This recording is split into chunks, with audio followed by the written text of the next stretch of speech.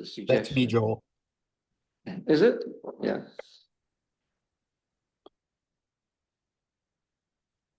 Well, maybe. Ready?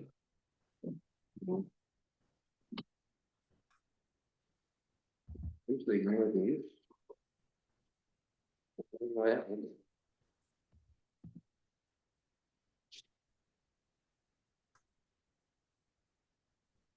Well, we begin this evening with the public hearing, for which I have a script. Welcome, everyone.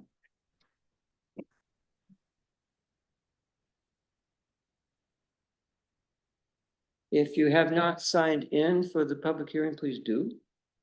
Everybody signed in. Okay. So this is the first of, although it's a redo, of two public hearings as required under the Community Development Block Grant Program at 24 Code of Federal Regulations 570.486 to be held prior to submission of any Community Development Block Grant applications for fiscal year. This 2025, can't be right, it's between 26. Isn't?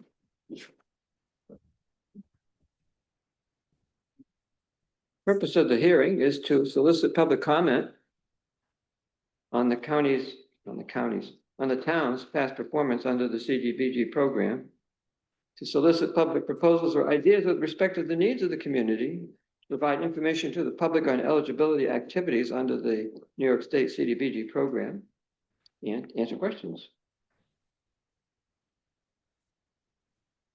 There's more information available if you want to contact Toma, who's administering this for us.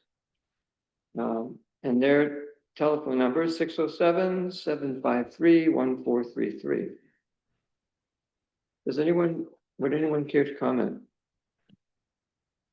on our proposal, which is essentially a repetition of our previous applications to address housing needs, single-family housing needs, owner-owned.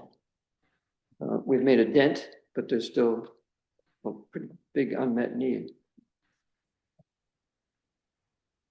I'm just going to hear better. Oh. Well, you have to talk if you're sitting. I'll talk. Right. Anything you have to shut me up. Right. And Carter, seriously, if you can't understand him, say, I can't understand you. We've been trying. Yes. I always understand things. Tyler and I can't understand it. Sometimes we're right here. Right. Is there anyone in Zoom land who care to address this topic? Not even Ted. Wow. All right. Well, with that, we'll close the public hearing and move on to the agenda.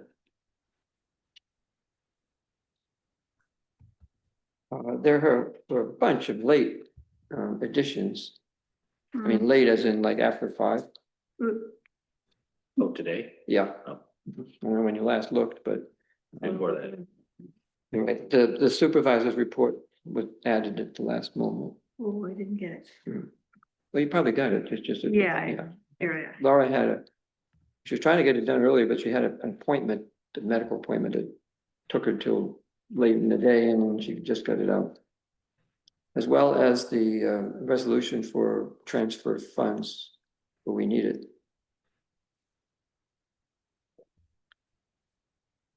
So does anybody have anything else to add? I looked at it before, but now I don't have to look at it again. It doesn't add anything to the line item, it's simply supporting documentation. Oh. All right. And Steve is here. The board at the last meeting, you recall, requested that Steve attend. Yeah. So we could conference with him, and I put it right at the top of the agenda, so that we could do so. Thank you, Steve.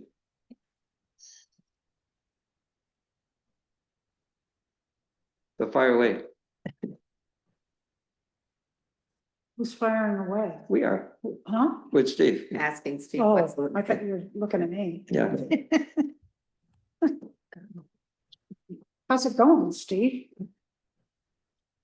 Oh, Yeah, pull up a chair, make yourself comfortable. things are busy, still, surprisingly. So, this is, there's a demolition Yeah, thing going on, Yes, I posted the demolition notice on the building, right? What does nice that mean? red sign. What does that mean? It's publicly posted. Anybody can stop by and read it. You know, the owner knows it's happened, but now he can physically see that it's posted. I talked with Joel about going ahead and getting some quotes in case we end up demolishing it, so that we had them in hand when the time comes. I did do that. I reached out to 3 different demolition contractors in the area. I have gotten 1 response back with a bid and 2 responses of, I'll get back to you. mhm. Is the one response, and what price range is it? Because, procurement policy, The price was $29,700. okay, And there'll be an additional $1,500, a separate contract for air monitoring, because they don't right. provide air monitoring. mhm. Okay, so it's under the $35,000 threshold for competitive bidding. And that particular contractor responded so quickly because that is who the property owner contacted as well. Mhm. Oh, So they had already had a price. Good to have that in mind. I've been also corresponding with, into Siddiqui, right? His realtor, who's been handling the interaction. And I had originally proposed that we have an independent appraisal done. And that the sale be based on the appraised price, and we would be willing to buy and they would be willing to sell, or whatever the appraiser said. But then, the word was that they're not really willing to do that. they're not willing to do that? No, so, the appraisal will inform the discussion about, what kind of price we could agree on, but it won't dictate the price. Wait, who's not willing? Either the appraiser is not willing to do the appraisal or the No, owner? it's not that we don't have willing appraisers, it's that Raphael is not willing to have, and also Bintu, mostly it's Bintu, I think, wasn't willing to have the appraisal determine the price. Hmm. Just because, the appraised value isn't necessarily the market value. Well, what's the point of doing appraisal if it isn't? But, for what it's worth. So that, I'm waiting for them to say, okay. I said, okay, not what I preferred, but we'll go with it. That just means to move it along. But in the meantime, the demolition orders, we've got a 60-day window. So we may end up doing it and then it being a lien against the property for further discussion. That's the way it will play out. And that 60-day window is September 26th. So coming soon. It is That's 60 days from when you posted it. 60 days from when you guys ordered the demolition. Got it. When he was given notice, right? How long was it between when we did that and when you posted it? I posted it this morning. But he already knew about it Oh, before. yeah. Yeah. Yeah, so that's not a issue. No. Right. I got a call from Henry Fitzgerald. Did you? In fact, I directed him to you. Yeah, I did. From who? Henry Fitzgerald owns Oh. one of the 3 properties that we fingered, the one in South Danby Road. Oh. Okay. He Yeah, was- I had about a 45-minute talk with him this afternoon. He told me he was shocked to see his house on the list.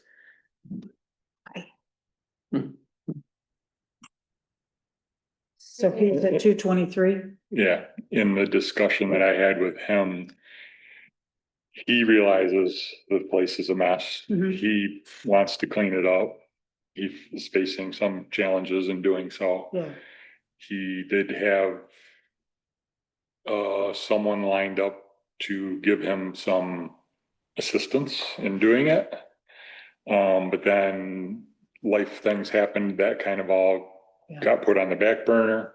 So I strongly recommended to him that he recontact that organization to see if they're still willing to help him. And I also referred him to possibly a couple of other charity organizations in the area that may be able to help him with getting dumpsters there at no cost or little cost, and possibly volunteer labor to help him at least get the outside cleaned up, and maybe Yeah, the rear portion that's collapsed.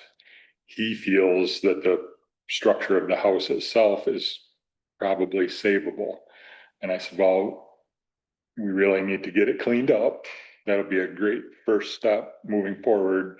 Then once we can see what we have to work with, if you want to have an engineer come in, I'll meet with the engineer and yourself, and we can determine a path to either save the house or take the house down. And he was agreeable to that. And I told him, I said, you know, keep me in the loop. yeah, If you get an agreement with one of these charitable organizations to help you, I need to know that so that I can kind of pump the brakes on enforcement to Yeah. give you a chance to come through. So do you remember the name of those organizations that are able to help with things like that? I recommended Catholic Charities and United Way, and he was, I don't remember the one he was talking to. Finger Lakes or Lakes something, I don't remember. One I had never heard of, but he had talked with them prior. And they were in the process of setting up some help, and then I don't know, he had a health issue, someone he's close to had a health issue, something, and they all got kind of put on the back burner. But he is not happy with the way it looks. He's like, I went up there and mowed the lawn last week, and I'm Aw. thinking, okay. Doesn't do much. That's okay, okay. At least it's nice to hear this time somebody actually wants to do something, if possible, to say that's one of the encouraging goals that. Yeah, And he freely admitted to me that there's a lot of stuff around there, because at one point during COVID or after COVID or whatever, that he intended to fix the house up, and then all this other stuff happened, and he had spent a lot of time hanging out at the Salvation Army store or Ithaca Reuse or whatever, and he found things that, oh, I can use that to fix up the house when I feel better. And then he doesn't feel better, and now he realized he's got a lot of stuff there that's been sitting out in the weather that is junk. Yeah. So. Okay. No. And I told him, I said, if you get an organization to help you, I need it from them that they're helping you. Not that I don't trust your word, but I just need an official, Something's happening, yeah. yeah. So have you initiated an investigation into the other two? I have not yet, but now that things are starting to die off and the leaves are starting to fall and I can see things better, I'm gonna go, you know, do walkabouts and see what I see and get you guys a report or two. Yeah, I think the one parking space that was still in the one on West Miller is filled up almost filled up now. That one you can start seeing more things, but that's gonna be we'll see way more. And then as far as Nelson Road, I have been driving by there at least once a week, if not twice a week, for the last 6 weeks. Sometimes combined with another inspection, sometimes a purposeful trip by to see if I can see any of the things that are being complained about, such as business repairing automobiles, things like that. I have seen no evidence of that. There are 3 or 4 unregistered vehicles there. They're the same ones every time. They don't change, they don't move. There is some debris and rubbish around in the front yard visible from the road, like many other places in town. The complainant did provide me with some pictures at least one of them being a drone picture, which I cannot legally use. Okay, I mean, I guess if he wants to use them, that's fine, but I, as a code official, cannot use drone pictures because I don't have permission to fly over the property. okay, you need permission to fly over the property, do you? Hmm. But if you do it by satellite, it's okay, so Google sees it. Google's public information. Yeah. I can use that, Mhm. but also Google pictures, could be 2, 3 years old. Yeah, That's true. I did drive into the complainant's driveway to see if I could see. And it's so grown up and thick between the two properties that I can't see even any of the sheds that are reportedly on his property. Mhm. Um, I mean, do you have any idea how that happened? What happened? The sheds, I'm just assuming, Whether I'm assuming the property property- owner didn't know where the property line was and he just put them well, the there. property line goes right by the right-hand side of the house, and all those sheds are on the other property. Yeah, So majority. whether lines does that got have to do with redrawn this? after the sheds were put in, I don't know, but I don't think so, Oh. because if you look at the satellite maps, yeah, the Tompkins County aerial maps, the sheds are, some of them are fully on complainant's property, some of them, the line goes through the tax maps.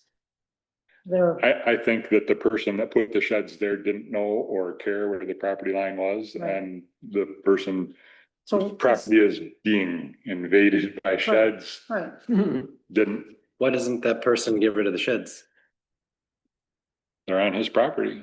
Sounds like To, his to, problem. to me, that's his problem. Those two need to work that out. Right, or just him. Yeah, he doesn't want to really get doesn't wanna get mad hurt, at I it. mean, Right. So in the other research that Julia has done on that particular property, there's a large amount of back taxes due. And if they're not paid up, that property will go into foreclosure and be sold in May. The one with the sheds on the wrong property. Mhm. Yes. And I have not actually heard the complainant say, but he apparently has said that he is interested in buying the property and cleaning it up. Yeah, If nobody- If it Nobody goes else to is auction, care it of the doesn't get sheds. redeemed at the last minute. Right, and if he does that, he's gonna probably have eviction processes because the gentleman who lives there isn't gonna leave. Would be my guess, but Like a nightmare. exactly. Mhm. So Julie and I looked at the pictures that the complainant sent and with what I've driven by and what I described to her, and we kicked it around back and forth, and we decided that yes, it is a messy property, but it's not that bad. Mhm. In the bigger scheme, yes, there is stuff there. There's some unregistered cars and there is some rubbish, but I think it's a matter of people's levels of, I don't know what the right word is, their threshold of junkiness. well, it can impact your ability to sell your property or the value. So that's my guess is what's driving some of it. But so if somebody were to put sheds on my property, what would I do? Call the police? Call, I Lawyer. mean. What Well, should we it do? is trespassing, I guess, so yeah, the police, the lawyer. Start a civil action to get the sheds removed. Yeah, I mean, it's similar like a fence. Somebody puts a fence Wrong side of the It line. goes and- right end down up on that town driveway. court. One form of encroachment. Yeah, I never thought that he was, like, had a business going there. I mean, he'd repair his own vehicles or not. Right. Leave them there, but, yeah. Huh. We've also determined, for what it's worth, that there are, I believe it was $164,000 worth of liens on the property for unpaid medical bills. Wow. So with that knowledge, Wow. finding the gentleman is, yes, we can find him, but we're not, he's not gonna pay it. Yeah, So all we can do is turn around and Probably find him shouldn't. again. What did you say, Tyler? Probably shouldn't find the guy. I mean, if he's already under $100,000 of medical bills, it's the least we could do. It doesn't give you a free pass though. No, it doesn't. You're- you know, And Because I'm in, because I'm in, Not a- particularly because I'm in a much big fun. hole and then I can do whatever I want because nobody's gonna even probably. Correct. Sure. That's correct. Any of Makeup the, call. any of the issues for any of the properties that, I'm sick, I don't, it doesn't give them a free pass. But it also is a problem if somebody, I mean, there are far junkier places around, we probably. Oh, yeah. point them out like quite easily, but this one had a complaint from a resident, and that's where yeah, what brings us in. That makes us have to, respond. It would be, Well, we don't have to respond, but it's not nice if you sort of blow somebody off. we don't have to respond if somebody asks us to respond to a complaint of theirs. I mean, it seems to me that, No, we don't have to. Steve does.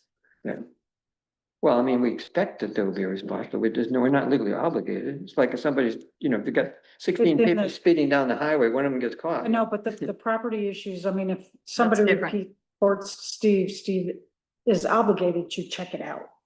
And whether that means having conversations with people or responding or whatever, that Mhm. maybe that's up to interpretation, but it's in the, Duties of the ordinance office. that it needs to be checked out. So,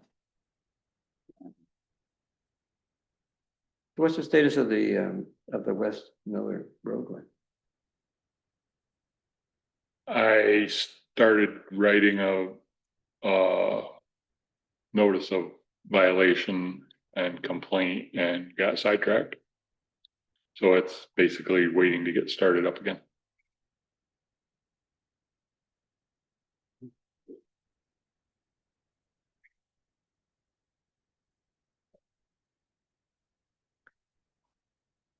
that one's really bad. It doesn't look that bad now because it's almost foliage It does, hiding there's- everything. it does look that There's- bad right now. Give It it- does, give it- Joel, give it you another could not month. have gone by it and say that. Well, not. and I did, but it's been a couple of weeks, so. No, sorry, but it does. look at the size of that fly. Give it another month or 6 weeks and it will be very apparent again. Yes, that it's- indeed. It's Yeah. very. There's new stuff in the driveway. Is there? Yeah. Well, right in the driveway is pretty conspicuous, Anyway, even now. okay, so that one's going. I mean, I guess we can chat with the neighbor about what he can do about the sheds.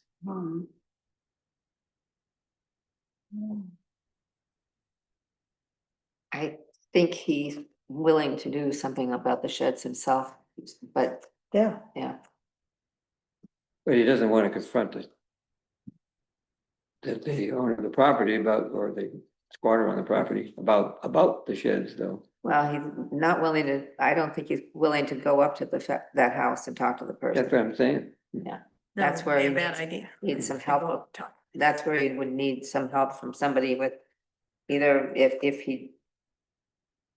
I don't know how it would be for him to have a sheriff go either with him. I don't know. Was this the same person who threatened to sue the town? Yeah. So why is he willing to get a lawyer to sue us about sheds on his property and not a lawyer to sue that guy? That's a question you could ask him if you want to. He's willing to talk to anybody. My sense is that he doesn't want to get into a confrontation with, I think he already That's what you has. get a lawyer about. yeah. Lawyer can get into the confrontation. Or Well- police, Hmm. sheriff. That's a transition in what he was willing and what he has been, where he is, because he's desperate, he's pretty desperate about it. So, Has he done anything other than threaten us? he hasn't threatened us. He's requested us for a long time. There's a There was- pretty long history of complaining. Yeah, about there's that a property long- And getting frustrated by our inaction.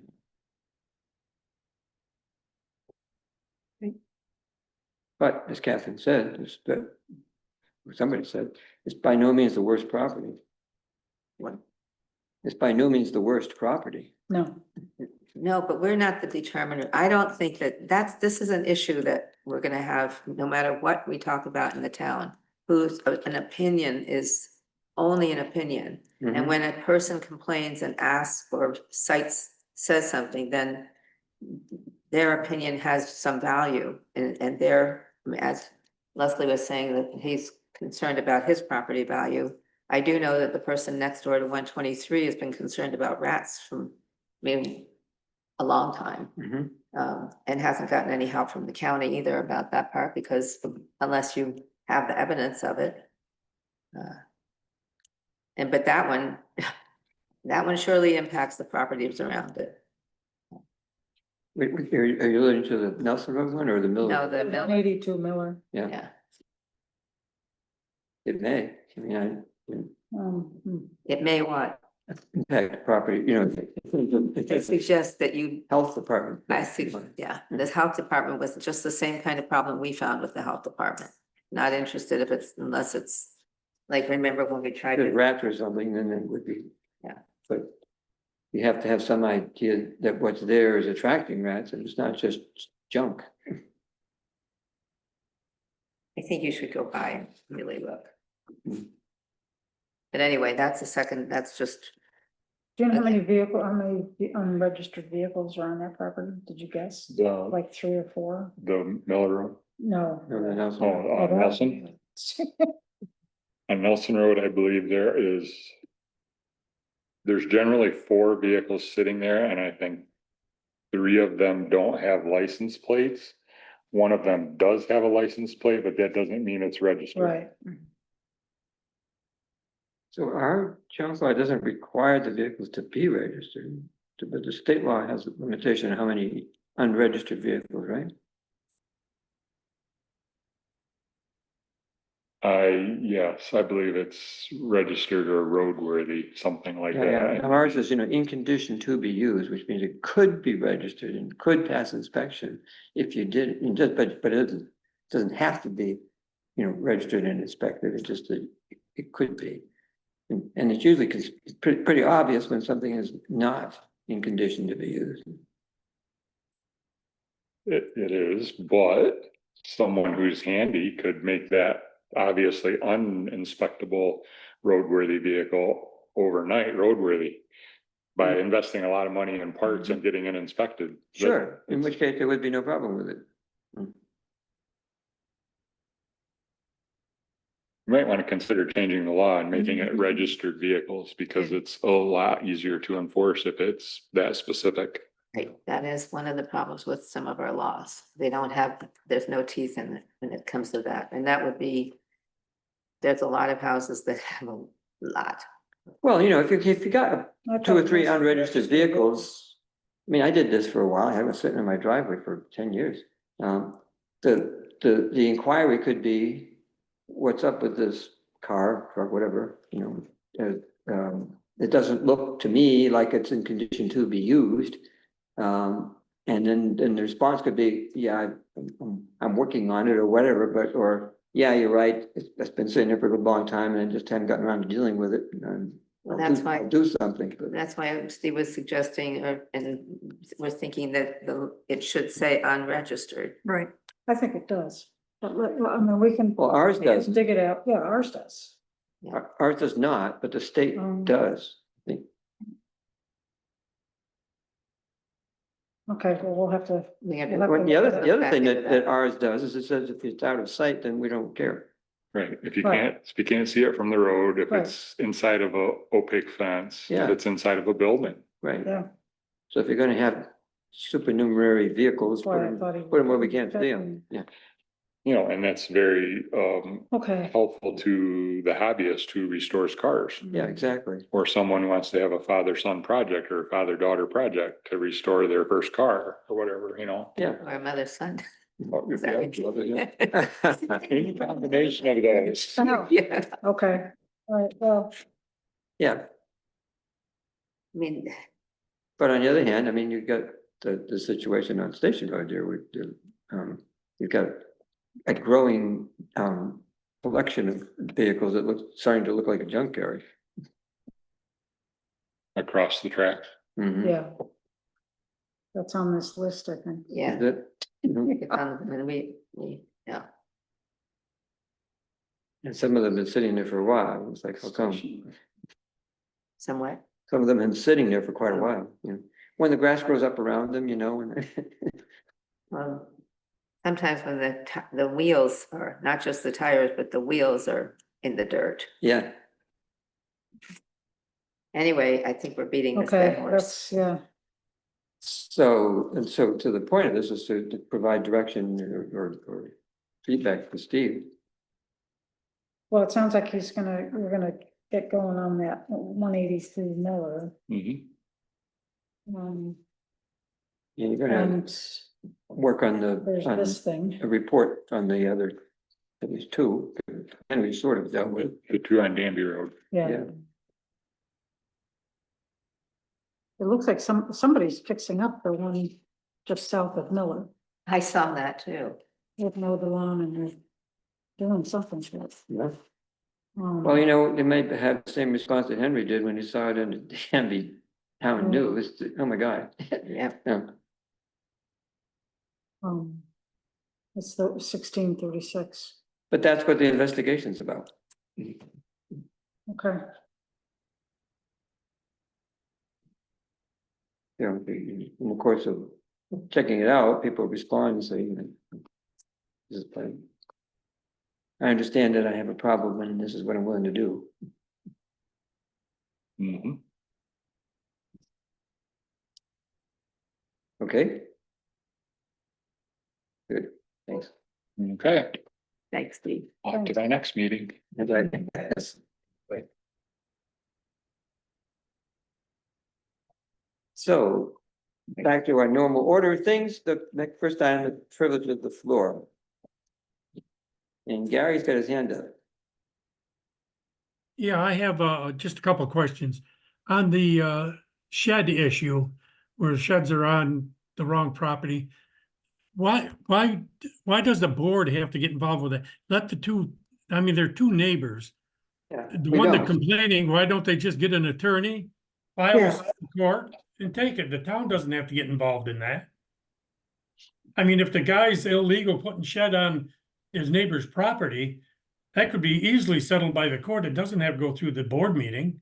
Easily, Yeah, right. just And point the my, lawyers. and my next question is, the, Yes, earlier in the, discussion, the, $28,000 to demolish the property, is that the one next to the town hall? Yes, Instead of investing the $28,000, can our highway department do it? I don't want to put more work on Keith, but I bet the guys would have a ball knocking that thing down. I mean, and we're Some of already you paying would like them. to do that. oops, Oh, that happened last time. Put it in the same spot. There's Keith, just Well, Keith is Is it here. okay to speak? I'm here. Talk to Yeah, me, Keith. Gary, it's a great idea. There is other things that when you're doing tear down things that you have to be aware of. For one, there's going to be asbestos stuff in there that you know, airborne stuff. These guys aren't trained to work with that type of stuff. However, if I had a good reason to show the town that, you know, for what reason are we using this property for? If we could say, you know, we were gonna, you know, if the town was gonna obtain the property and do something really great with the property, I have to answer to all the residents and say why I've got trucks over there tearing down a building when we're a highway department and this isn't, you know, this isn't something to do with highway. Per se, I would give up some of my time. It wouldn't take me, I have done a little bit of demolition work in the past.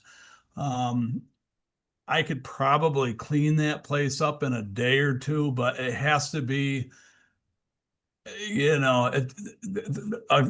it has to be wet down. There's a lot of procedure to that to make sure that you're not, you're not breathing in asbestos and stuff like that. When you're collapsing buildings, you get a lot of stuff flying around in the air.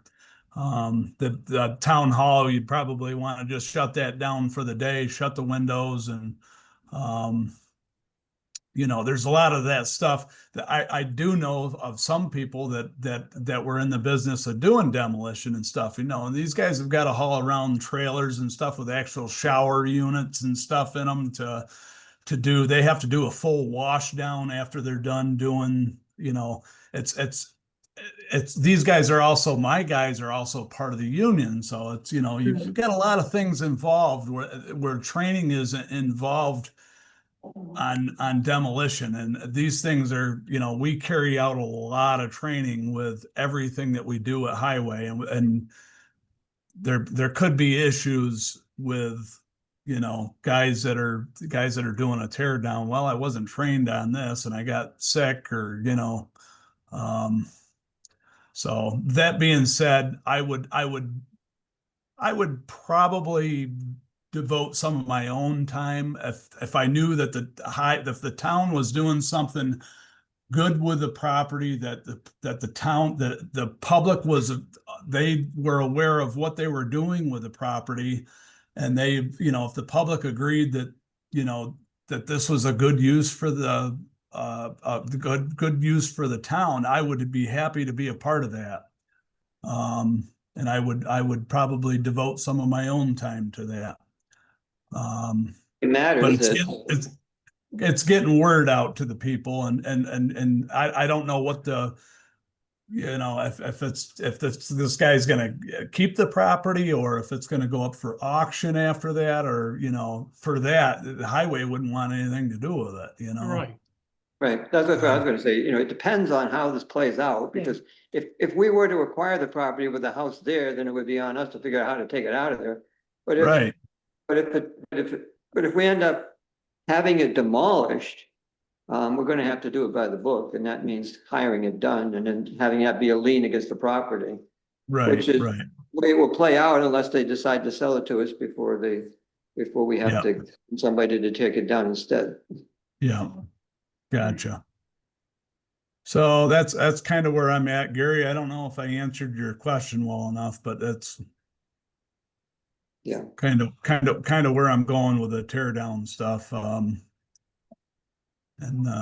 Yeah, I've got to answer to a lot of people when you start parking the trucks on somebody's property, and we're over there with an excavator, and they want to know, then they want to know. It's getting the word out to let people know what we're doing, and if Yeah. that's really what they want, then I would be a part of it. But if not, I don't want highway to have any part of it. But okay, thanks.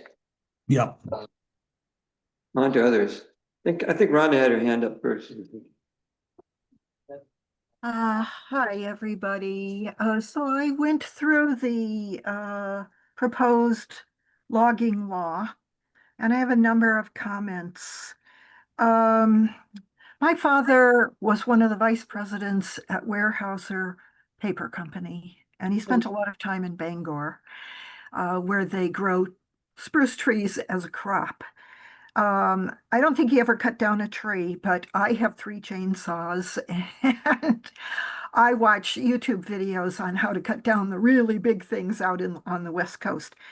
So I take a particular interest in this law, and one of the things that I noticed is that there's nothing in this law dealing with the really big equipment, like tractors, bulldozers, and logging trucks. Once you get a logging truck off onto someone's property, then where does the town come in? What if the truck gets stuck or something like that? So, and we've had that problem already once. So I'd like to see that problem dealt with. Another thing that you didn't mention is the county and state roads. And you might say, well, but we don't have any control over county and state roads. But you do have control over the property along the state roads if those people are engaging in logging. So I think it needs to be coordinated a little bit. Another thing is that the DEC does not permit anyone to begin logging on a daily basis until 7 o'clock in the morning. And they were logging over in the Danby State Forest on Fisher Settlement Road a number of years ago. And I would go out there. I think they probably told the guys, you watch out for her because she's going to listen and see if you start before 7 o'clock. So I would go out there and stand in the backyard and I could hear them, the clock is ticking and all of a sudden it hits 7 o'clock and they would start with all their equipment. But you don't have anything in this law dealing with when people can actually use all this equipment. And I can understand why it gets into putting a law out for everyone in the town, really. And so you might want to think about having a separate law or a second part to the law that involves everyone. But the DEC doesn't allow anybody to start until 7. I would be willing to allow that law to be from sunrise to sunset and then no logging equipment used after sunset. I think it's very dangerous and we really need to look at the time element. My neighbor right down the road from me, his driveway is actually across from mine, but his house is goes way down the road to the state land. And he had 9 acres of spruce trees that had naturally seeded themselves. It was just like a forest of spruce trees. And he wanted to get rid of them because they were causing all kinds of problems. And so he hired someone to come in and cut down 9 acres of spruce trees. And it took all summer long, 3 months, from this person starting at 7 o'clock in the morning, right down the road, all the way until the end of September, really. And then unfortunately, what happened, he was very glad now he had all of these awful spruce trees done. And what happened was that the multiflora rose said, oh my God, look at all this open space. And now the whole thing is full of multiflora rose. But anyway, this is a person who started at 7 o'clock in the morning and went on for 3 months, all the way until the end of the day. So we really do need some sort of time frame on all of this. It also needs a little bit of editing, copy editing, and I'll go through it and do that. But there are things that could make this law even better. So thank you very much, and that's all I have to say. Thanks. Ted Crane. Actually, this is Pamela Goddard first. Oh, yeah, sorry, Dave. That's okay.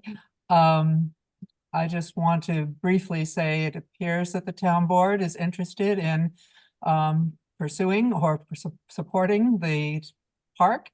And I would very much appreciate, as the treasurer of the Danby Community and Park, if the 2025 contract could be finalized so that I can submit some invoices for reimbursable items for maintenance of the park, which you all approved in your budget for this year.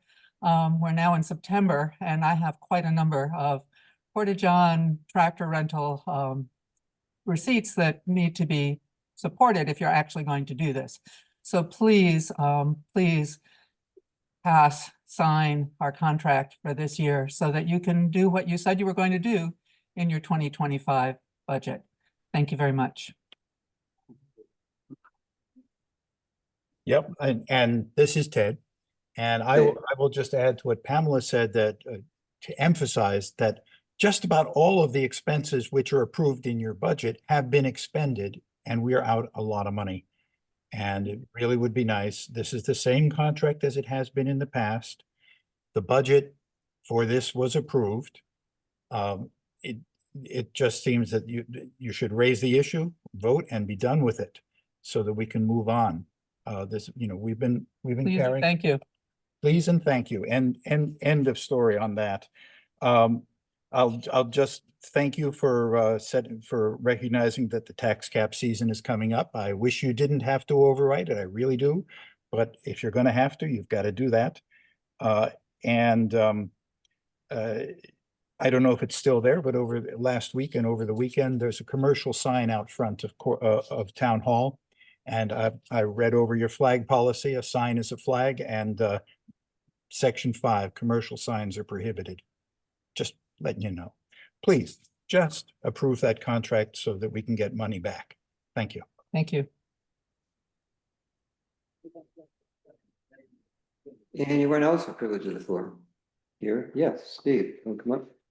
Hello, everybody. Could you come up so that the Zoom audience can hear?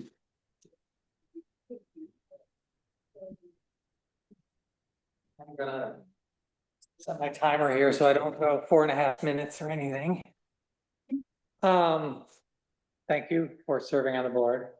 I know it's valuable and sometimes difficult work. Some of my neighbors, as you know, asked this spring about mitigating the sound from our live music at South Hill Cider. You're Steve Sellen. Steve Sealand. Yes. Yes, Sorry. yes. Sorry to interrupt. but- Yep, I believe, and I think that some of my neighbors thought I was ignoring them. So they passed a petition, came to the town board and, wanted to point out some of those claims are not accurate, and I won't go into those here, but happy to talk about that in detail with anyone. The neighbors that organized the petition have declined to engage in any dialogue on this, at least up to this point, while others are open to it. I've researched methods to help with neighborly disputes and have found resources that will benefit the town in times like these. I passed some stuff here.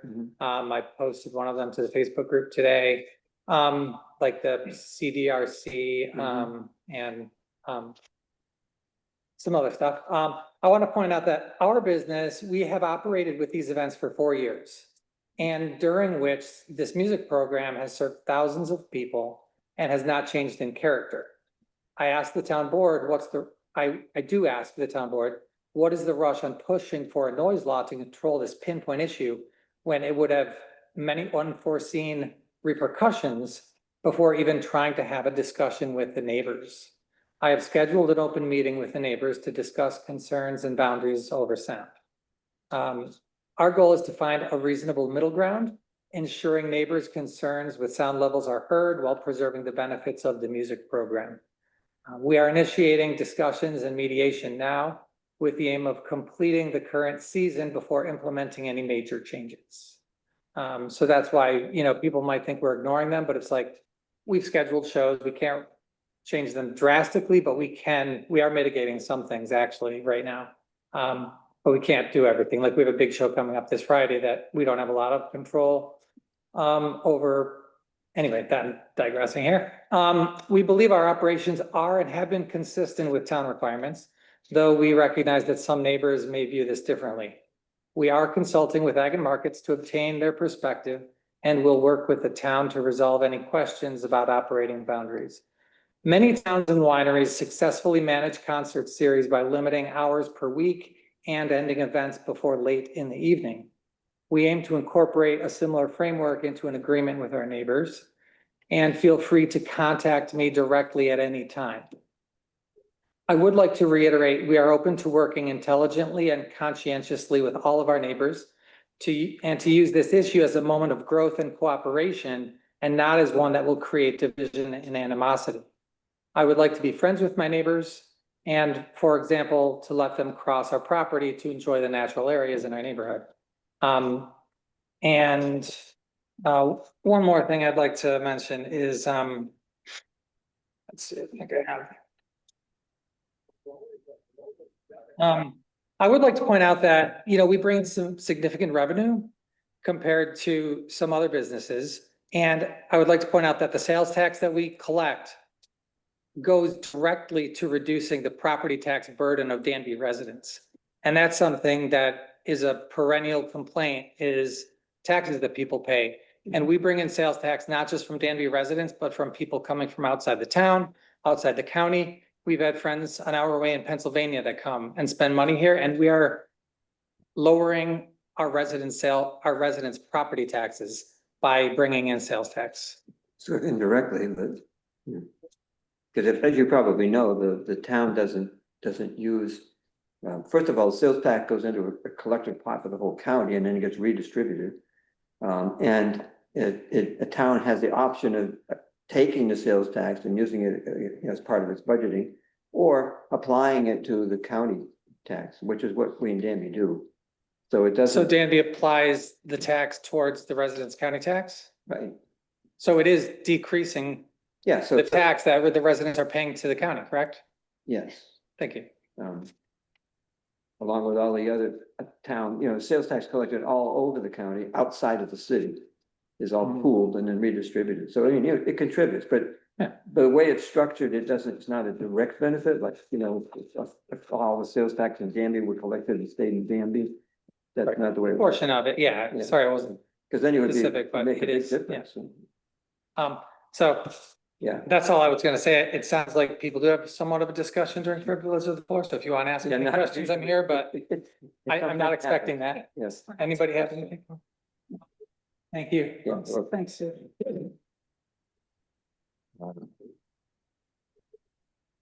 There's a hand up over here. Yes, would you like to come on up? Sure. Hi, everyone, I am Karthik Shribera, owner of Danby Food and Drink, right across the street. And on the same topic Steve just raised, I wanted to share that I read over the noise ordinance as drafted, as I saw on the town website, and I have it pulled up here.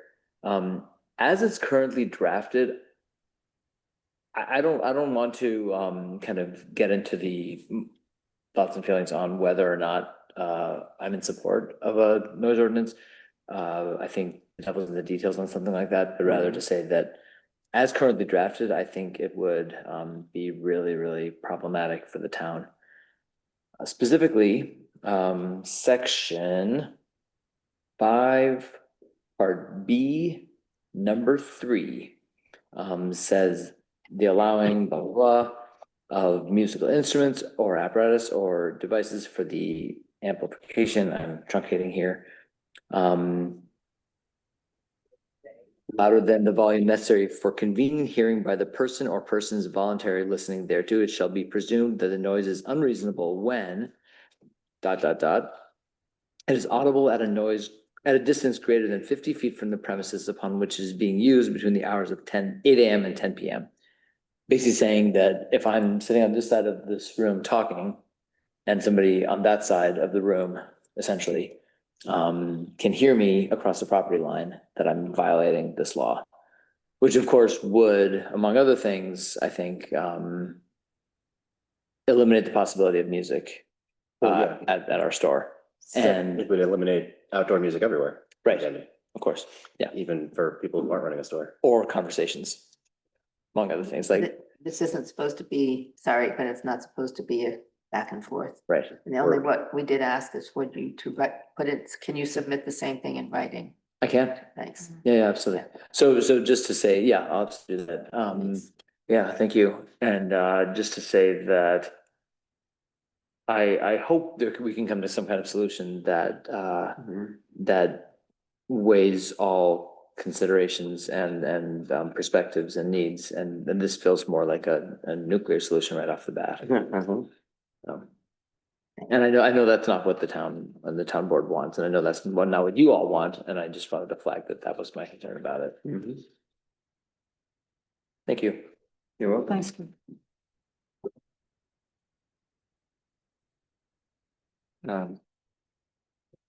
Yes, sir. If you'd like to pose the chair. I just wanted to say I finally got a hold of an architect and they're for the ADA ramp. So that hopefully I'll hear back from them soon. I just heard back from like Friday maybe. There's no estimate of cost yet. And also I have a meeting September 15th with Javier Rosa to inspect the barn so we can move forward having that designed. I'm actually gonna hopefully bring someone else out that does concrete work just to see if we can have a tightened scope to keep the cost down. And also I got interviewed for Tompkins Weekly. Yeah. A couple days ago. Jamie Cohen, he was called, and I spoke with her, but she picked up on the article in the town newsletter. Yeah, had a lovely Called me conversation. and I directed her to you. Came out, shot pictures out there, and it's great. So, yeah. Thanks.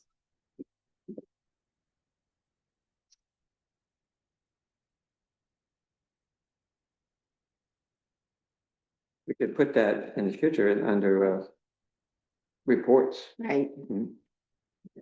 yeah. Yeah. Rather than flip it to the floor. I didn't have time to email it before the meeting. No, well, we can put it under a report.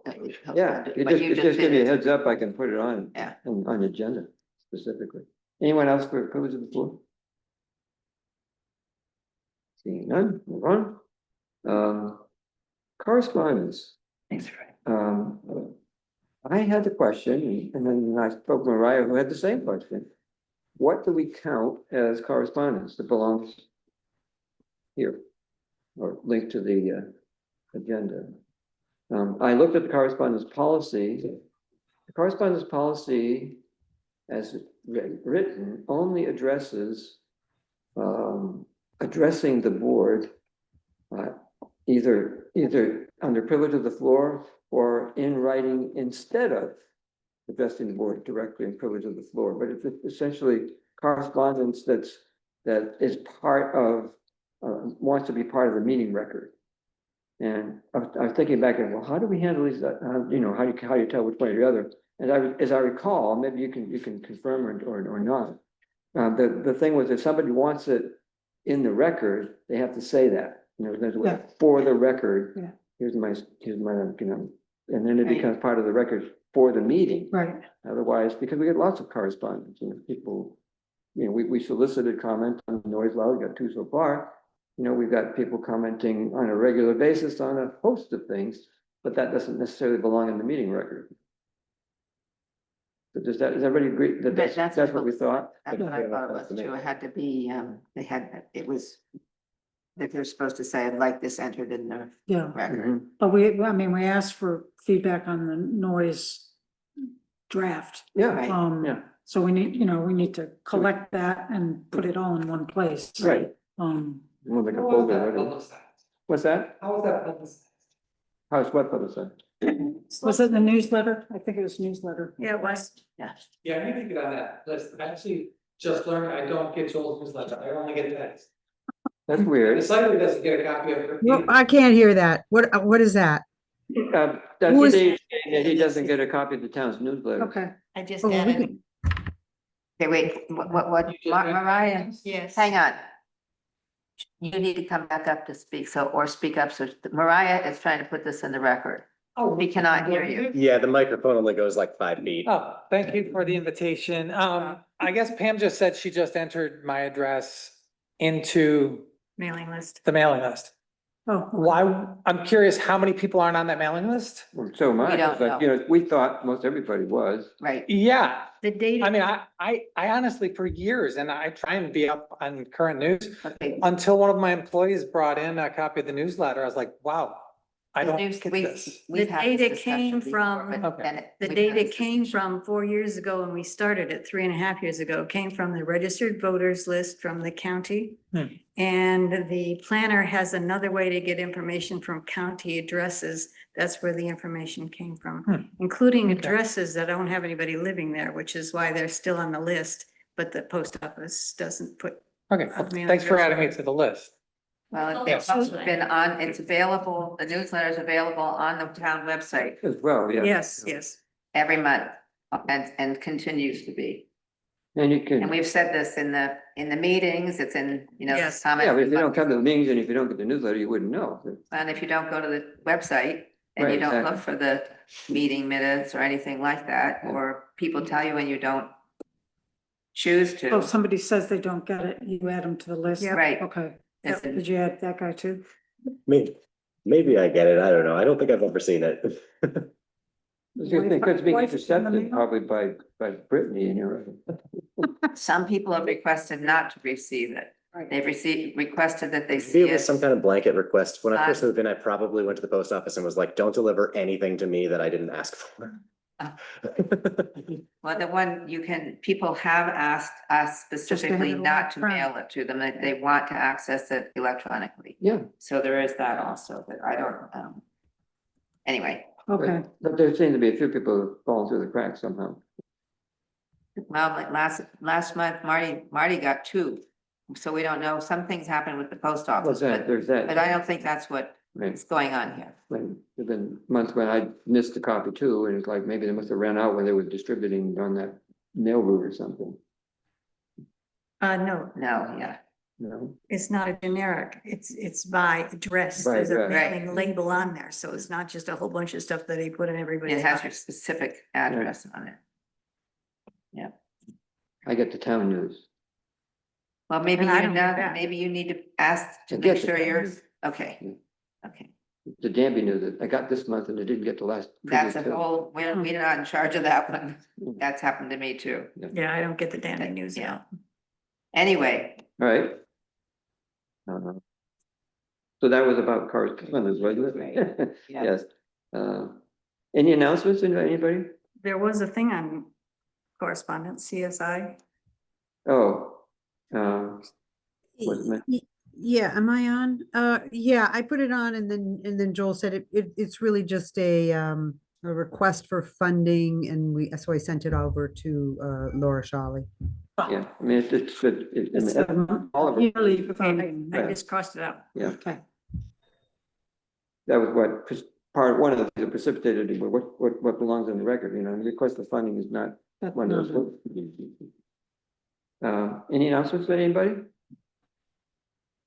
Okay, good. Moving on. wait, to- there is an Oh, announcement, there is? and I've tried to send to a few people, but the governor has signed policy, something so that everybody can get a COVID shot.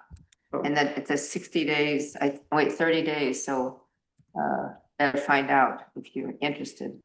And it's, because there hasn't been guidance, and now she signed an order. Mhm.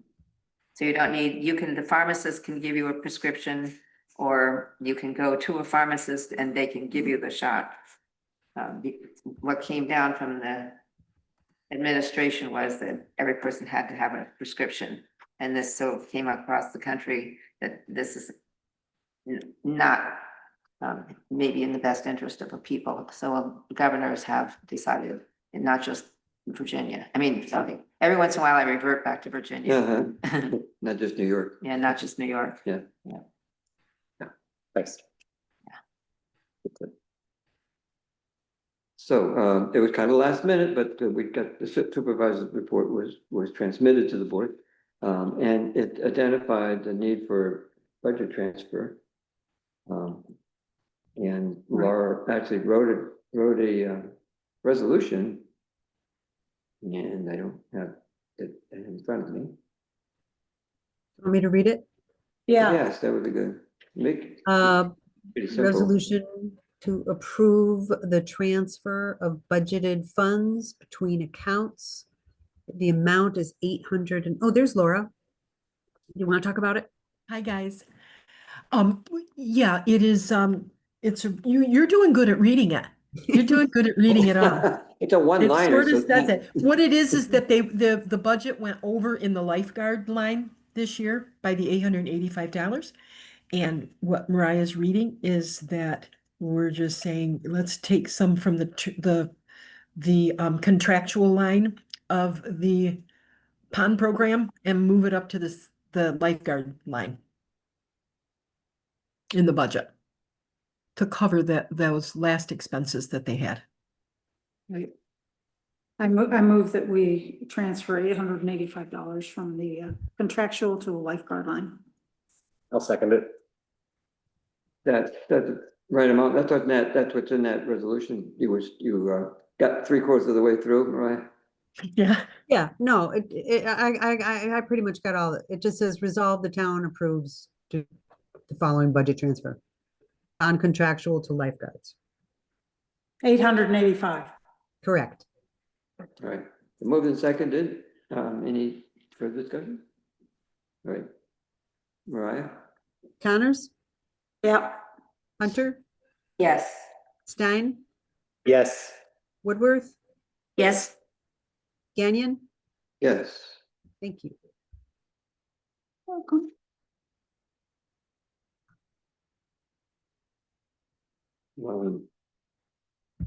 The 8.1.1 is a duplicate of 8.1. We have the three parts, you know, the by fund, what the status of the where we are in the year, as well as a overall what's the status of our bank account, where the funds lie. So that's what those 4 items are. Are there any questions for Laura about it? Well, of course, you probably haven't seen it because it didn't show up until after 5. But I'm sure that Laura will be happy to answer any questions after you take a look at it.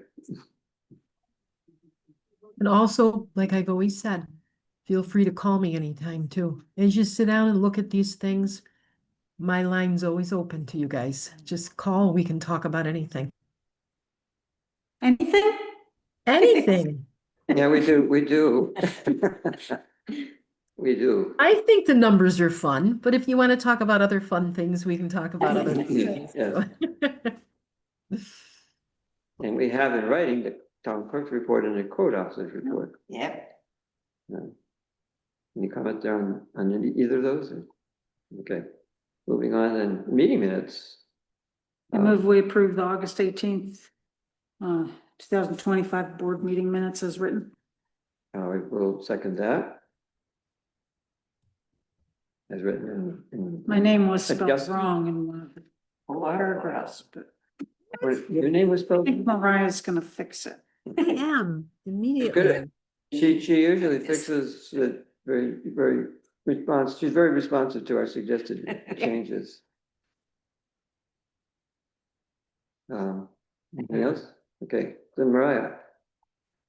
I want to fix it before you, okay. Connors, Yep. Hunter, Yes. Stein, Yes. Woodworth, Yes. Gagnon. Yes. Thank you. On to the fun task of Yeah, paying the bills. I want to move the general fund abstract 17 vouchers 342 through 359. 342, not 52. Yes. It's 42, not 52. 342 It's just wrong on the agenda thing. I'm on it. general fund For for $14,686.68. Second. okay. Any questions? No. Well, that's the question. It was 342 because in the on the agenda it's 352. Oh, I'm not looking at the agenda. I'm Yeah, looking but at it's the right That's stuff. why okay, I didn't understand. Right. I'll change Okay. it. Okay, ready? Connors, Yep. Hunter, Yes. Stein, Yep. Woodworth, Yes. Gagnon.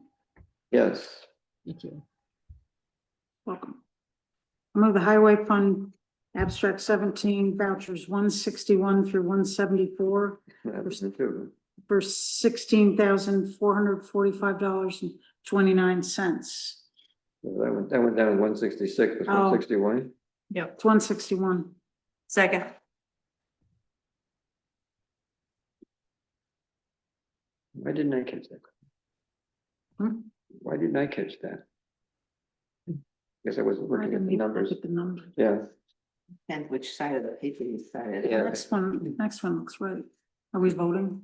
are we ready? Yeah. Yeah, go ahead. Connors, Yes. Hunter, Yes. Stein, Yes. Woodworth, Yes. Gagnon. Yes. Thank you. Welcome. I move the West Danby Water District abstract 17 for vouchers 77 through 80 for $1,185.22. Second. It's good to me. Mariah? Connors, Yes. Hunter, Yes. Stein, Yes. Woodworth, Yes. Canyon. Yes, Excellent. okay, moving on to business. The first item on business, and the reason it's the first item in business is so that Keith could be here in case we had any questions about it. Periodically, there's a wastewater holding tank at the firewood facility that needs to be cleaned. And the quotes for doing it exceed the what the highway superintendent could do without board authorization. So there's a request for us to authorize the tank cleaning. And Laura, you had a number for what the estimate was for doing that tank cleaning. Yes, that tank cleaning and I'll let, and I think Keith will talk, Keith of course will speak with this, but as far as the quotes that we got, the one that was the best quote in a company we're familiar with that we work with all the time was $5,350.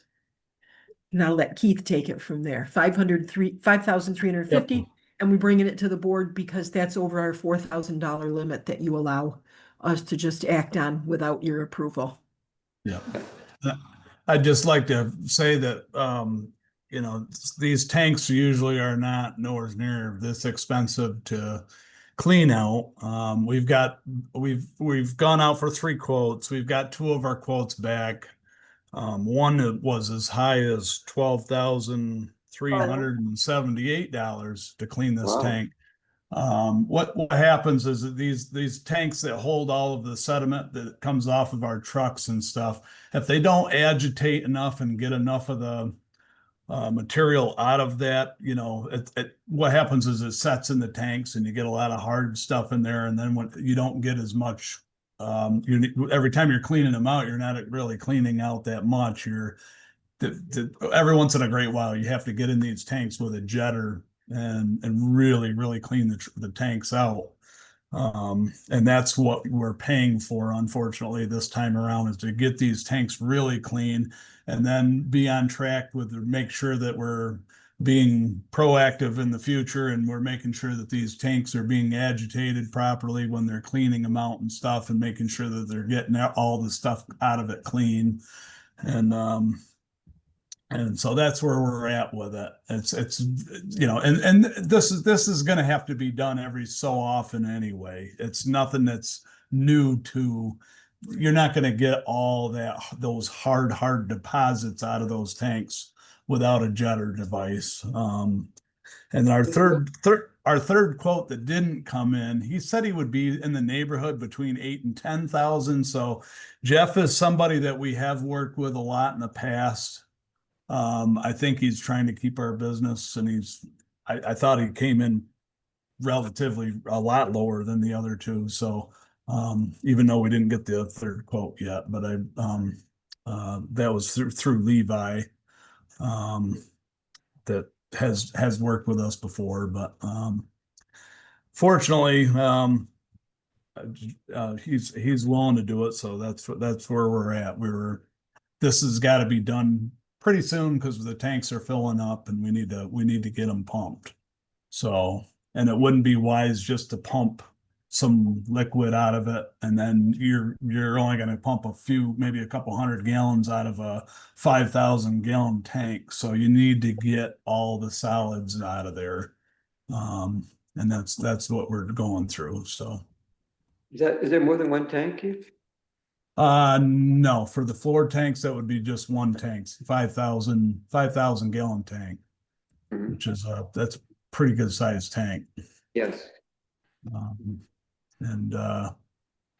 So once we get through this, and you know, and it's making sure that everything's environmentally safe, it's gotta, you know, it's being treated in the right way. So that's where we're at. So Where does it go when it does this thorough they cleaning? take it to the treatment facilities, wherever. I'm not sure. Can't remember what Jeff said. Maybe I think his might have been going to either Ithaca or Owego. They have 2 different ones around us. I think there's Ithaca and Owego that the trucks use. So They deal with the whatever. solids and everything? What's that? They deal with the solids and everything? Yeah, as far as I know, I'm not really sure on that 100%, but they agitate it and they make a liquid, you Slurry. know. Yeah. It's more of a slurry, I guess you would say, is when they jet it, but that I don't really have the answer on, but. Okay, I move that we authorize the highway superintendent to get the tanks cleaned for something more than $5,000, hopefully something like 5,350, if that ends up being the. Let's say up to 6,000 or something. 5. You're gonna put a figure with it? I'm not Yeah, sure that. you know, if you said up to 6,000, that Yeah, should, that should cover any unforeseen things, wouldn't you think, Keith? Yeah, yep, I think that would be fine. Okay, we're up to $6,000. This company's pretty true to their quotes of what they're doing. I'll second that. Any additional discussion? Mariah? Connors, Yes. Hunter, Yes. Stein, Yes. Woodworth, Yes, Gannon. Yes. Thank you. Thank you. Okay, Keith. Authorized use of town hall for Chamber of Commerce Community Conversation event. They've done this here before, you may recall. Yep. At least once. I have one question about it. Um, Is that, how long is that? It's not all day, right? oh No, no, it's like 9 to 10:30, I think she's what Yeah. she was guessing. I went to it last time, was not that. This This is the- conflicts with the days that the youth would like to be able to use the town hall. Does What it? time? Two, we'll start. Oh, So maybe it will be a Oh, you little weren't long there. before that, yeah, Thank you very much. long before that. I It did- also, as Mariah pointed out, it overlaps with the library open hours. But I don't see Which it as. does the. And the library is aware, and the library is aware, Yeah, did you have success in talking to anybody at the library to see whether this was a compatible? Yeah. Yes, the library is aware and they said that they will be quiet. Then they're okay with us not being quiet. I think they're okay with it, yes. So did I make that a motion? And that too? I don't think so. Okay, I move that we authorize the use of the town hall by the Chamber of Commerce for this community conversation event. I'll second that. A little discussion. I think our policy requires that people who use the hall have liability insurance. We were gonna take that off. Yeah, but we haven't done it yet. That was what we were gonna take off. Right, but we haven't, his statement is we haven't done it yet, Well, we but I can, believe the Chamber of Commerce has As what, liability insurance? insurance. Yeah. I can't believe they don't. I would think it would. And we approved it once before, so I Right, assume we if we did. approved it once before, we can just prove it again. I think that's a fair assumption. We've done it twice before, so. Cause I made one of the two, the second one I couldn't make for some reason, yeah, but it happened. Anyway, if we've done it We made the before, second one. yeah. Okay, okay with it. Right, Connors, yep, Hunter, Yes. Stein, Present. present. I'm sorry, Present. present, present. That's not an option, Abstain. that's not an option, either yes, no, or abstain. abstain. Are you abstaining? Yeah. Woodworth, Yes, Gannon? Yes, Thank you. the DCAP agreement. did they agree? Did they agree to it? Well, did they agree to it? Yeah, Um, you made changes to what they submitted. Did they agree to your changes? no. Oh, Um, then we should approve their original one?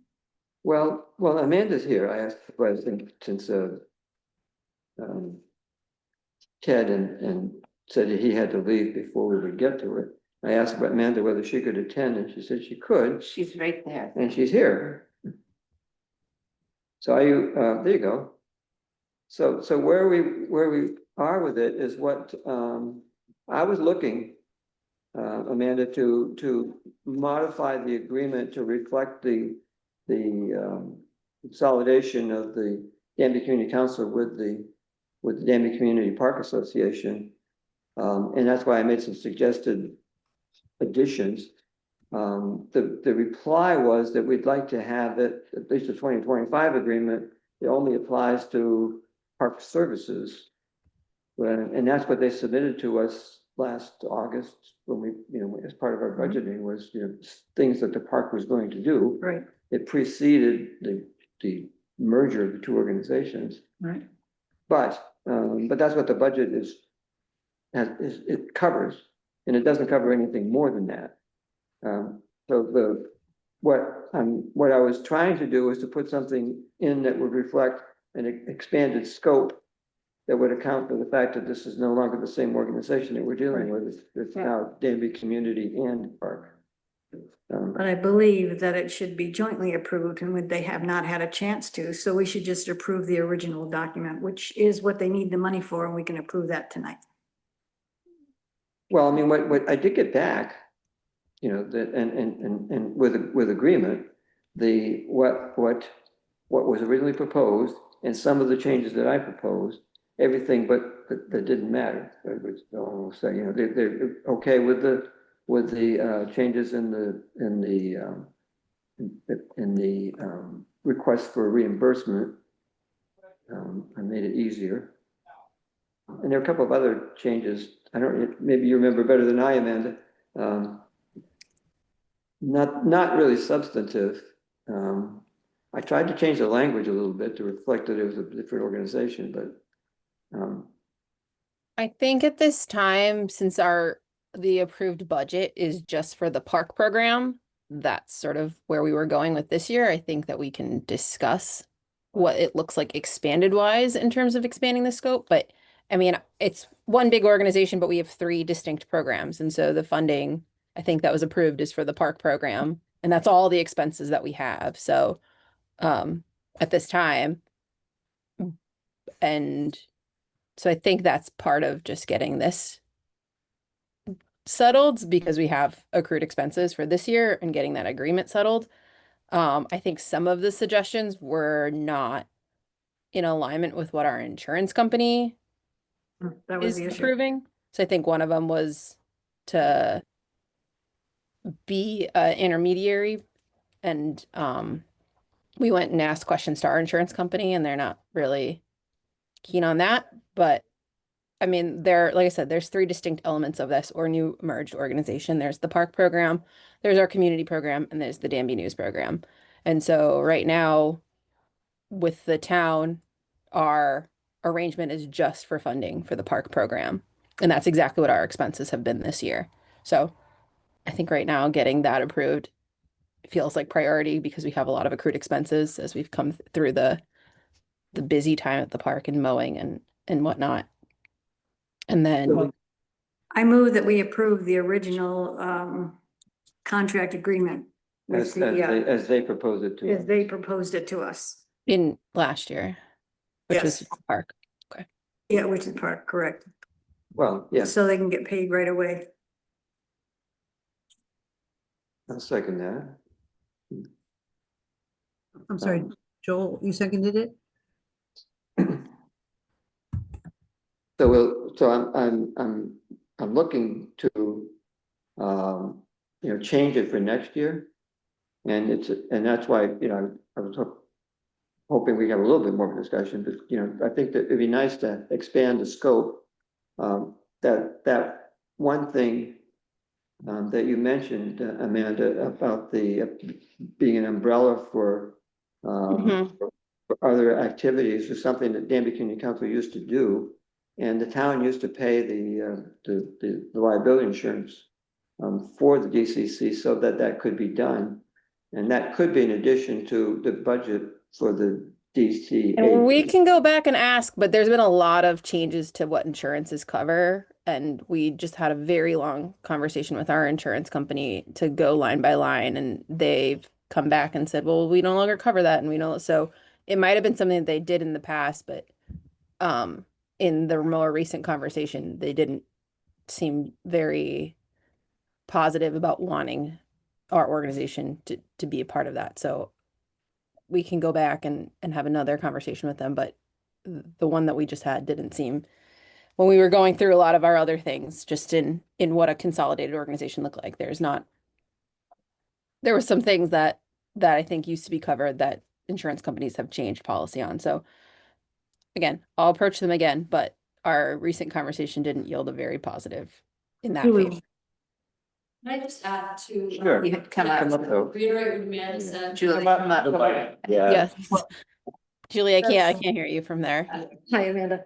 It's an important, what you brought up is really, it's a key thing. It's part of what our issues are that as I understand it, is that the insurance company doesn't want to have a blanket for whatever, that is something that I'm not sure we want to as a board either, but I mean, let's not forget, I want to first of all say, appreciate the board helping with the park funding. That's very important and much appreciated. We've worked well. You guys have worked well with the park board for years to get all those services done and paid for. I think we have a good thing going. I've been around long enough to know that we had some issues between the DCC, and it's a little awkward to sit here and say, okay, now we're the DCC and the park. I kind of personally feel like there's a reason that the town hasn't been involved with any DCC stuff, that we kept that very distinct separation. I kind of would like to preserve that if we can and still work together as the park, but I'm open to talking about some other things, but I just want to remind us that we did kind of part ways a little bit as the DCC and the town board. There were reasons. Let's not forget that. I don't want to dredge up the past and go into, bringing up past grievances and stuff. I don't have any personally, but there were reasons. So let's just keep that in mind. But I do appreciate you funding the park and just voting on that right now. So the question I'm raising is that now that it's a combined organization, what's different in terms nothing's different in terms of are we how is this new organization relating to the town as opposed to the park association related, how it related to the town? Should there not be some difference in the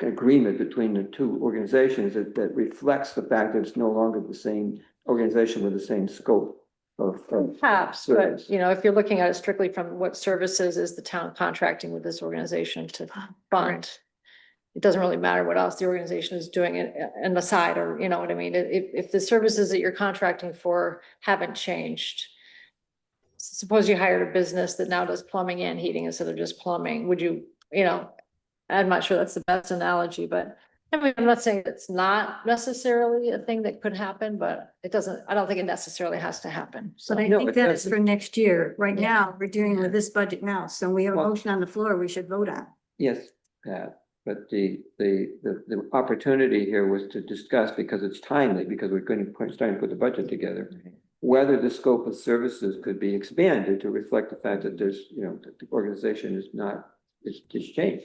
So outside of the insurance coverage, which like I said, I think we need to approach our insurance company and get a very clear answer from them, though in a exploratory conversation, they didn't seem excited. Are there other services that the merged organization offers that the town is interested in expanding the scope on? Or, I mean, are we still, I mean, like I said, I see the organization while we are merged, we have 3 distinct programs. We have a park management program, a community program where we provide programmatic elements like the music and the workshops, and then the Danby News. And so there are 3 distinct programs that are separate that, we all do, because the mission of the merged organization is to just enhance quality of life in Danby, and all 3 of those elements do that, but they do them in very different and distinct ways. So, right now the town contract is in park maintenance. If we want to expand the scope, is there other things outside of this one piece? And like I said, I'm happy to bring this back for conversation. I'm happy to get a really clear answer. I think it was a very exploratory conversation. when we were having other conversations with our insurance provider about different things that we do. But is there something else that I should bring back that the Well, I town mean, is thinking about right. in terms of this merged organization and expanding scope? So So I made a 2 or 3, as I, 3, 4, 5, you know, lots of different items where there were several items that I put into the agreement as a sort of a proposal for you to react to and see what, you know, yes with this, or maybe this instead, but, you know, and all I got was we don't want to do any of that. We just want to focus on the park services this year, which is all fine and well. We can do that. But looking forward, you know, that was my attempt to think about in what way the interaction between the DCAP and the town could be different going forward. And, you know, the time to think about it is, you know, now, because we're time to do the budget, you know, are there things that we, the town, could do to support the activities of the council, not the council, the association. DCAP is what we've been calling it. Yeah, right. Danby Community and Park. Yes. Are there things that we could do that would support the broader scope of the combined organization? So, you know, so in other words, take a look at what I put in and if you didn't want to include it this time, and that should be part of our conversation about what to budget for, you know, and your request for the next year and the associated agreement. Okay. Yeah. Okay, great. Okay, thank you. Thanks. Yep. Thanks. Thanks, Julie. Any further discussion or the vote? And then go get your shorts. Okay, right. Connors, Abstaining. Hunter, Yes. Stein, Yes. Woodworth, Yes. Gagnon. Yes. Thank you. Thank you. You're welcome. Look forward to working with you.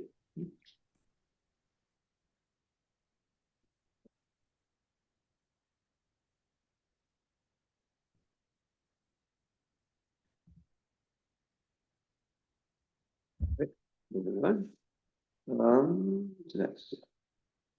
All right, the water district, and I'm surprised Ben's not here, because he's here with him. Oh, he is here. Ah. Come on up, Ben.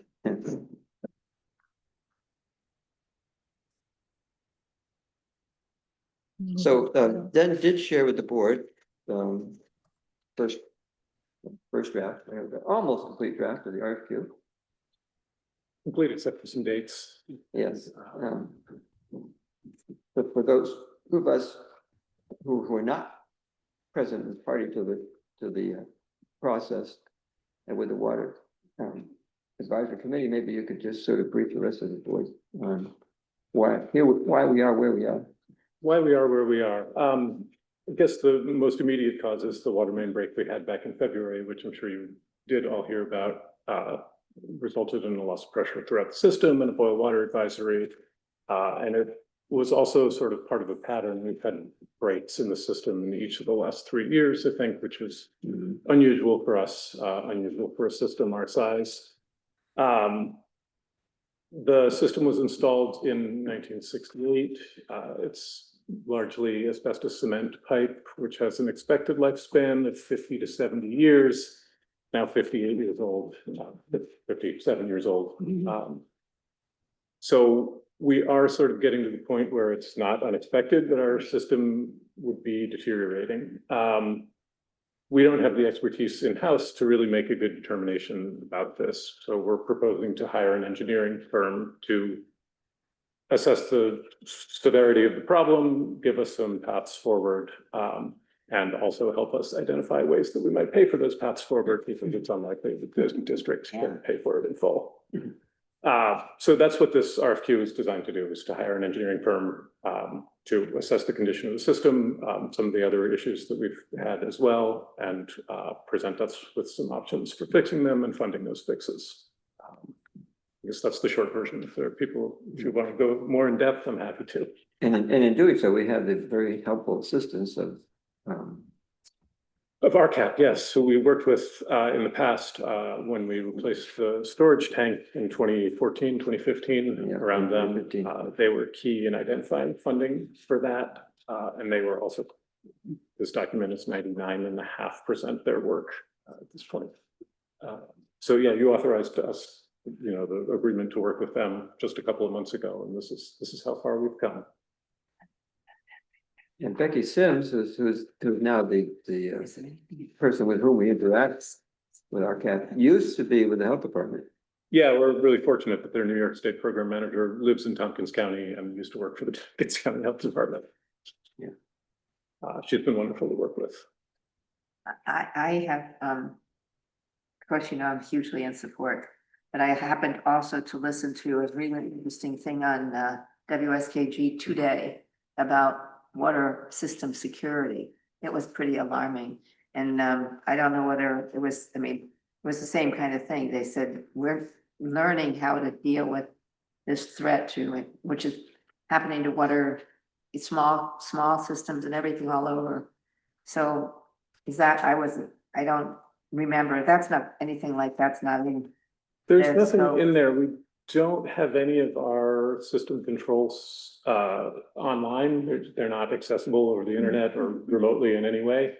So if that's the focus of the story, this data system. It was really interesting. It's probably podcastable. Okay, yeah. But you might find it, it was up today on WSKG.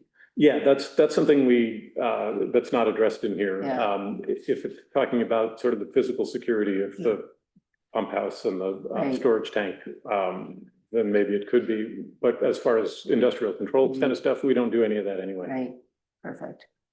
Yeah, it was pretty interesting. Oh. Scary. I think it's the right thing to do, definitely.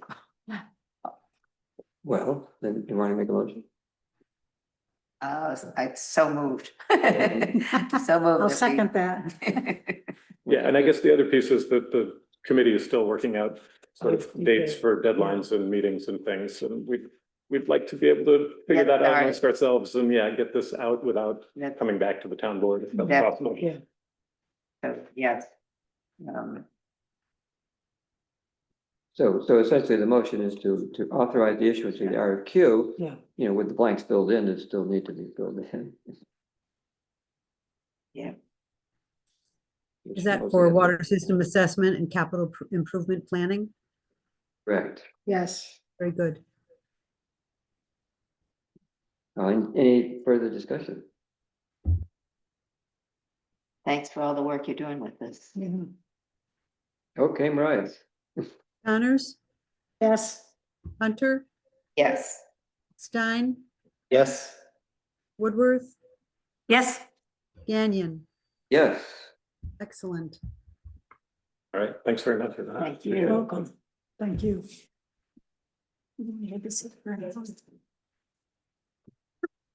We have two CDBG building rehab approvals that are ready for action, which were shared with you a couple days ago, Friday, I think.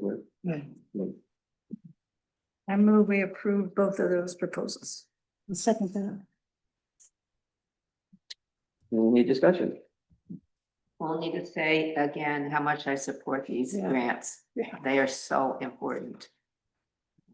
And Yeah, I'm continually stunned on how much it costed to fix anything, but. well, I actually am a little concerned about the 16,000 for that septic. I don't see how that can possibly be done for that, but Well, I'm really, that's yeah. one thing, I but do wonder whether they have actually hope for that, but. I know the property and I know that it is gravity. There is that part, Yeah. for sure. But that's not, I'm not sure whether this gonna end up being, but And I don't know the details about whether or not it's a whole system replacement or whether it's just a leach field that needs to be replaced. New septic system in the Yeah, rear so- yard, Yeah, tanks, pipe, it's the same. D-box, stone, distribution box. excavation, backfill, seeds, It doesn't straw. say anything complete rest It's of not it. like a- Hmm? Doesn't list a pump, right? Does it say anything about reseeding? Yeah, Okay. Well, if Good we deal. go to their They contract, can do it, yes. yeah, it would be great. It's work if it can get it. I Yeah, apologize, I don't know who seconded that. Leslie Think did. me. Very good, thank you. I don't remember, it was too long. I don't either. Right? Yes, that's what I wrote down. I don't, yeah. Oh, no, that was for the other thing. Okay, who made the motion even? Was that? I did. Woodworth, Okay. Okay. All right, I guess we're ready to vote. Connors, Yes. Hunter, Yes. Stein, Yes. Woodworth, Yes. Gagnon, Yes. very good. Another request to use the town hall for youth programming. I move we approve the use of the town hall for the youth programming on 9/22 and 10/31 as specified. I would like to, I'll second it, then we can talk about well, okay, you're seconding it Yeah. and then we'll discuss it. it? Yeah, Okay, because I'm gonna ask that we amend the motion. okay. To see if we can extend that, because I think that we've already done that in the past for Melissa and a few. And the weather, we have no idea what's gonna happen with the weather and. So you We'd could end up doing extend it this again. in terms of beyond those dates? Yes, or- beyond those dates, I would like to see us have allow them to use it on a regular basis.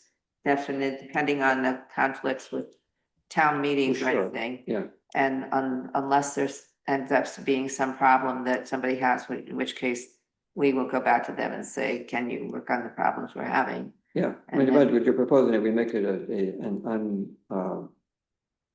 Tuesdays and not, Wednesdays. not constrained in terms of its limit. Right. Of the time period that could go on Right. indefinitely. Right, and the thing is about the days, again, the weather may interfere with that, weather Yeah, and right. holidays, but. Sure. So I know, I was surprised just to see for sure just those dates, but. Well, that's only because that's what The days, I- Joran asked for. but- yeah, I know, but that's because we're just starting. Yes. I yeah. don't want any constraints on this system if we can, unless there's a problem. And Yeah, I also would like to, I did find out they now have a storage, CCE and they bought a shed okay. and it's going to be somewhere, do you remember where they said it's gonna be? And I don't think it's, some off-site parking place. I don't know where it is, but it's some, I forget where they said it is, but anyway, it looks like it's bigger than. Found a place to put their stuff. Yes, but I'm wondering if we can also consider, except for food things, allowing some storage the way we used to in there. Cause look, it got filled up with computers and nobody can use it for anything, and now it's not as filled up. How about that? Yeah, The yeah. utility room? Or- Yeah, Mice have access to that room, we just wanna watch, I mean, or just make sure things are in containers that they right, can't get into. Mouse proof. right. Like Yeah, the problem before galvanized was, garbage cans. it was, like powdered drink mixes or something like that, probably best not to keep any of that there, but some supplies. Yeah, I need putting some rodent control into the. Yeah. Yeah. Anyway, that's. Where's the storage shed gonna go? I forget, there's an off-site place that they said, who showed us that picture? That's what I thought. And he said something about, Just giving it your house. it's not the parking lot there, it's some kind of, all I thought of when, the reason I can't remember it is because when I heard it, I put YMCA place up there on 79, but that's not it. It's a 4-H, it must be a 4-H offsite lot. But they have a place for it. Yeah, and it looks to me like it's bigger than the West Danby water. Really? So, and it's for everybody, it's not just for, Oh, it's not just. that's right, it's not just, Maybe it's on the 4-H property. yeah, do you know where that is? It's it's sort of on the corner of Route 13 and. That Is it sounds- Lower Yes. Creek Road or something? Or That Upper sounds Creek Road? like something you said. It's not exactly handy by. It's sort of. Well, that's why I'm- Past the airport. That sounds about right. Yeah, there's a nice Usually, It's nice property. Yeah, so that's why I'm saying if there were a possibility, because we've had this problem for years about what to do with stuff and where it is. Yeah, because again, you need a certain amount of materials in order to Right. conduct any program. And, you know, I'm willing to let me have my part of the space in my garage, but it's really nice for them if they can have this storage unit thing is a wonderful boon. It took years to be able to get to that. But Except then it's not also exactly have, conveniently located. right, and so conveniently for, Although we don't know for sure that that's where it is, right? I think that is right. Yeah. I'm pretty sure that is right. Because I'm not sure how convenient that would be for your to Well, all the way out to Lower Creek Road in order. That's why I'm asking Yeah. that maybe we could allow some, we can Use explore this. I'm willing to work with them to look at it and And see you what we could can maybe do. get some safe containers, just didn't go Yeah. on shelves or something. Yeah. But if, Oh, Mhm.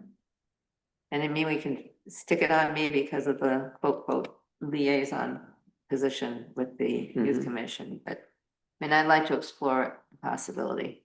Does that mean you're volunteering to go up there and pick things up? Let's see, not up there. Yeah, I know. It is. Yeah, somebody said No something, they said, wonder. no, we're not putting anything up in that space. No, I meant up by the airport. Oh. Oh, well, okay. Yeah. So can we vote on So- this? I move that we authorize to use the town hall for youth programming, Perfect. Yeah. subject to being sure it doesn't conflict with something else in the town. Oh, sure, Yeah. right. How about the part about having me, or make me do the second thing for working on storage space? Well, we don't know about that yet, so I would just wait until we get can to it. Figure something. We don't out. have to do it Need now. some Safe containers to put things in. Well, yeah. Yeah, why don't we Then come we back do to it the- separate, Yeah, we- authorize me to investigate it, so we could do it, because You Well, we don't have to vote on that. You can just. you can just do it. do it. Yeah. Yeah, because I think they're starting soon, Yeah, Yeah. right. and September 22nd is after our next meeting. whatever. I don't want us to forget this. Yeah. Yeah. So, anyway, So the motion has been amended to broaden it, to basically just allow the use of the town hall for youth programming, Correct. subject to, compatibility with our regular meetings and right, boards and committees. And, who was the seconder? You. I. Okay, I accept the the seconder accepts the amended motion as well. Very good. Are we ready? Yeah. Okay, Connors, Yes. Hunter, yes, Stein, Yes. Woodworth, Yes. Gagnon. yes. Yes, the town hall meeting room policy revision guidance discussion. You may recall last time, we didn't get to this. So, but Pat put together a list of, things we could put in based on what others have of, put into our policy, which we can draft accordingly, if we can get down to the list and see whether we think it's appropriate to include these components or exclude certain components from the policy so that we can draft it without having to just throw something out there and then say, what about this or what about that? So I'm not sure if this is an exhaustive list, but it's No, but it it's a is good not starting an place. exhaustive list. So I talked to the Ordinance Association of Towns. They emailed me several versions of Mhm. different places. Not that many, considering it's for the state. Most of them are for very large municipalities which have more than one room. They have multiple rooms Yes. and multiple buildings, including parks and stuff like the Stewart Right. Park. And then I have the county, the town of Ithaca, Mhm. and then a few other ones that I found online. And I called 4 or 5 towns here. And most of them don't have anything written policy, they just do it, so it appears to be ad hoc. Mhm. So I took the list of all those things and went through them. I didn't pull out absolutely everything. I pulled out things that have been Seem talked about in relevant. the past. Mhm. I mean, they were relevant to a small town as opposed to a big one. Correct. And I didn't. You can't find the sheet. So, well, why don't, let's see, Mariah, do you have it handy? You look at screen share. Sure, absolutely.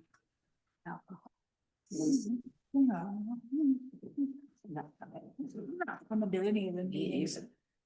What? We're not. This is it. Well, I I don't- have a screen Nina? share so we can go through it. You really want to go through the whole list? Yeah. Well, it may not There- take it- I don't think. there's- take it for- There's about 10 minutes left. Yeah, Yes. I mean, The other option would be to look at this list and Submit. rather than Right. looking at it cold here, have, before the next meeting, have everybody, look at it and then, email things around, so we have, Yeah. issues raised ahead of time. That would make a lot more sense. Yeah. Want to do it that way? Yeah, I like that. me too. Why don't we do it? We can. yeah, I mean, I also went to what was the problem with the old one? And I know the insurance thing was an issue. Yeah, that was one. And we talked about crossing it off. Mhm. And I mean, there's some interesting ideas, for meetings that aren't for town meetings, Right. Like a do wedding. we charge a little bit? And, cause in here, it also talks about, having somebody open or close the building. And are we gonna leave that to people who are, using the building? Or are we gonna have somebody, a staff person or we're gonna somebody open it and then close it? That would be You part know, of the and policy. then, That is yeah, part of. so then maybe that, we might wanna have a small fee to cover that Yeah, action. if we do it that. way, yeah. But otherwise, I mean, We're you know, talking- I think it just gives you a key or Huh? access to the key. with Yeah. that, Town of Ithaca actually gives you a key. Yeah, one just gave a key. well, I really I am think not that's a lousy interested in that.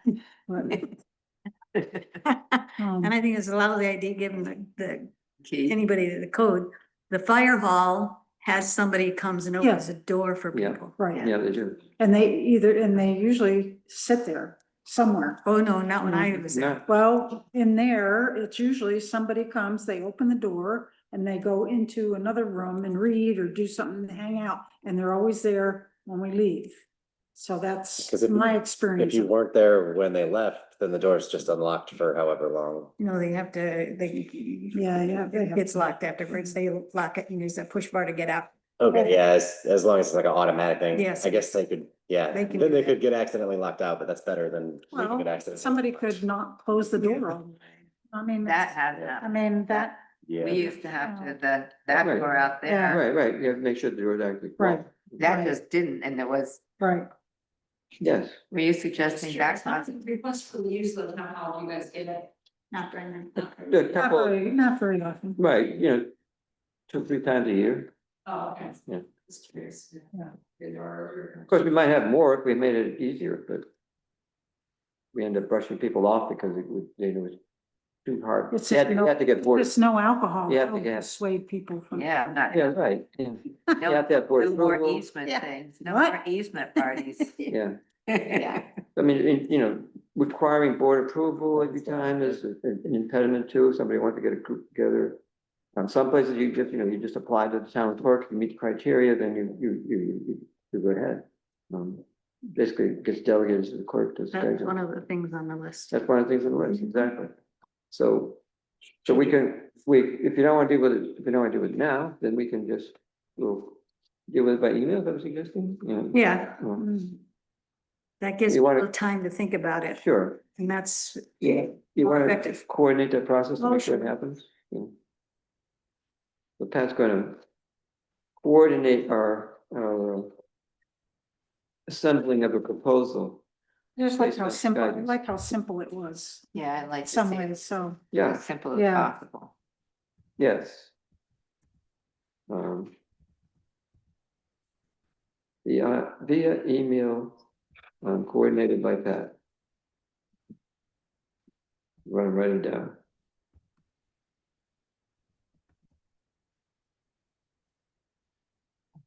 Okay, the timber harvesting law has gone through umpteen different versions and what we have now is the distillation of all of that process over the course of something like 6 years. To bring forth that which was transmitted to us and has already been reviewed by the town attorney and revised accordingly. So this has been reviewed by the DEC twice, including a meeting, an in-person meeting with DEC personnel about to share the concerns, revised accordingly. It had the input of the highway superintendent, and was modified accordingly. Right. To make the planner the point person for the permitting process.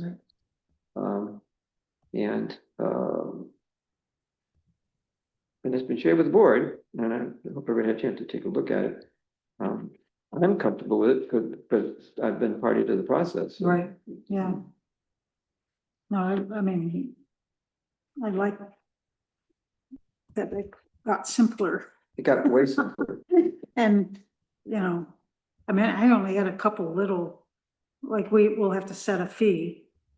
That's Right. not determined. We'll have to set a fee for the permit. Right, but it provides a, a fee as shouldn't be. as determined by the town board from time to Right, time. well, we just need to figure out, I mean, technically it should cover staff time. Yeah, You know, yeah. so Cost of administering we it, get Greg to give us a guess as to, how much time it's you gonna know, take to do, $20, $30, I don't, you know. 50, 75, yeah.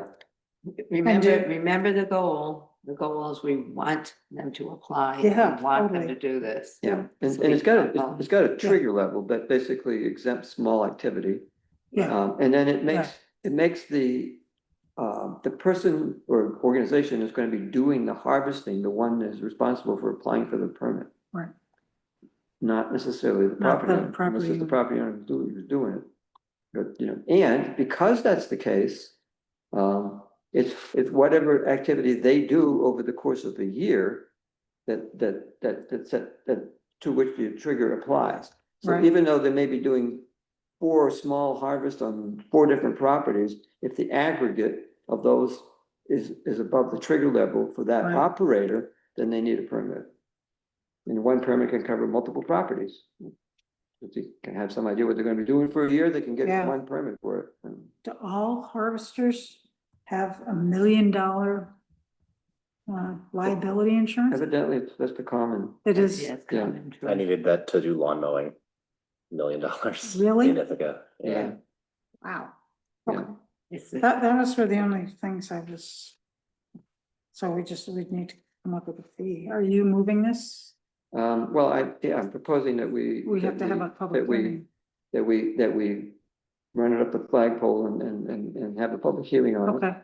Okay, Do we want to do that at the meeting in October so that we can put notice in the Danby Town News? Sure. It's going to be, yeah. the The second meeting in October, well, why not do it the first, well, the Okay. first meeting in October, well, when is the first? you're already First meeting in the October. middle, How middle soon, how, meeting in September. It's 2 weeks today.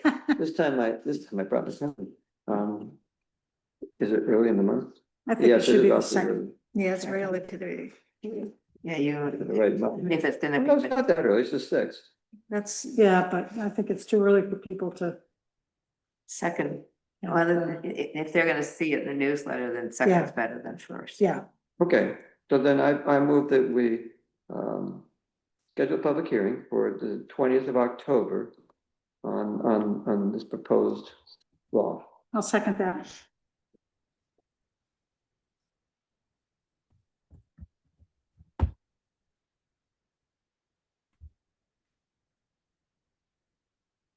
Yep, can mess things up.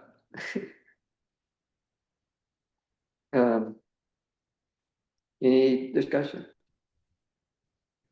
Okay, Mariah. Connors, Yes. Hunter, Yes. Stein, Yes. Woodworth, yes, Gagnon. Yes. It is 8 o'clock. Yes, I move we give us 10 more minutes. Okay, second, My vote? yes. Yes.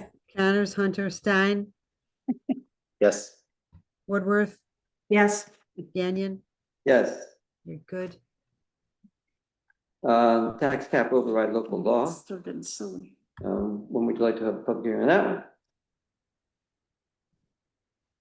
When would Do you we like- have to have it by a certain date? No, well, before we pass you actually have to have it before you pass the budget. Right. So we got some room here, but the sooner the better. I mean, Why don't we do it, can we do it the first meeting in October? yeah. Good.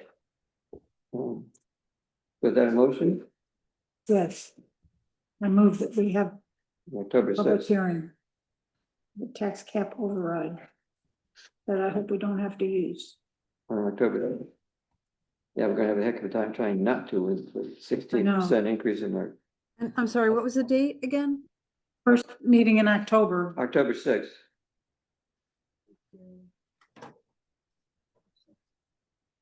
Any discussion? All right. Connors, Yes. Hunter, Yes. Stein, Yes. Woodworth, Yes, Gagnon, Yes. excellent. Welcome. Appoint interim coordinator, designer. For the Danby Town News. We have a willing person. Blake Savoy. So I move that we appoint Blake as our coordinator, at least for the balance of the year. second.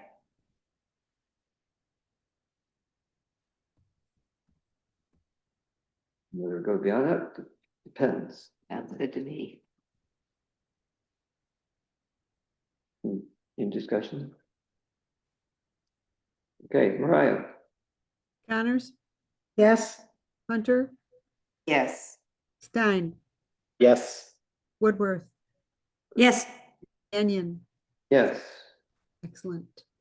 And now the second part of this is consider appointing an oversight committee. We committed to having one when we passed the policy at the last meeting. It wasn't clear when the time frame was, but that oversight committee is intended to support the person who's doing the designing and coordinating. take the pressure off that one person for doing all the shit. Right. That means the oversight committee checks, make sure all the guidelines are held. So the question is who would be on the oversight committee? Do you want to think about it? So we're talking about just for the rest of this year or? For the rest of this year. Yeah. I'm willing to do it for the rest of this year. Be part of the committee? Yes. Yeah. Yeah. I am too. We usually end up doing partly is, we need to really, the proofreading is like helpful, really helpful. Yeah. Uh, You're a good proofreader. He's a good proofreader. Would actually be good to have somebody who's not on the board as an outside, an outside person. It would. We have Of the- anybody, you of the know? people Can I that, make can I who's make the a one that- suggestion? Yeah. Yes. Cindy Katz is an Oh. excellent editor. Just saying. Okay. You think she'd be willing to serve? Oh, I don't know. I can't speak for her, sorry. You could tell Well, we her. could- You could just tell ask her. Yeah. You tell her. She was an English major. She Yeah. knows punctuation. She knows, I Does good minutes. Okay, we could ask Cindy. Yeah. Yeah, we could appoint her with her approval. Subject to. Pending her agreement. Yeah, pending her agreement. Yeah. Subject to acquiescence. Is that a proposal? Yeah. You want Yeah. just three? was set up as three. Three is what we're 12 for. So, Pat, me, and Cindy, if she's willing. And if she's not, we can come back to it next time. Yeah. Okay, I'll make that a motion. Was it already? Now this isn't so that you have total Yeah, that's, control Right. over what you submit? Yes. Is this Correct. all about? Me and two other You can't- people. More arm, you think there's gonna be any less arm twisting or more arm twisting with? Than with Cindy before. And, yeah. I Cindy, don't know. do we Well, we'll think- just have to see how it goes. Okay, We might That's right, fire him. we can fire it, Yeah, we can that's fire right, him. we can definitely fire. If he caused trouble. Yes, And besides that, he might not have time. but By there's the always time, that. you might not have time for Yeah. this. There's always that. It really does take a lot of time, and Yeah. in fact, there's Yeah. lots and lots of drafts back and forth, so Yep. he might not be able to do that. Okay, We try to see how it goes. all Okay, right, so I'm sorry, so Gagnon moved on the Yes. oversight committee? Seconded, And yeah. who seconded it? Give me 1 second. none of us. Oh, I'll second it. Leslie seconded. We'll see how it goes. And I want to make it clear that this was not just editing for grammar. This is oversight to making sure the policy is upheld. Mhm. Right, Yes.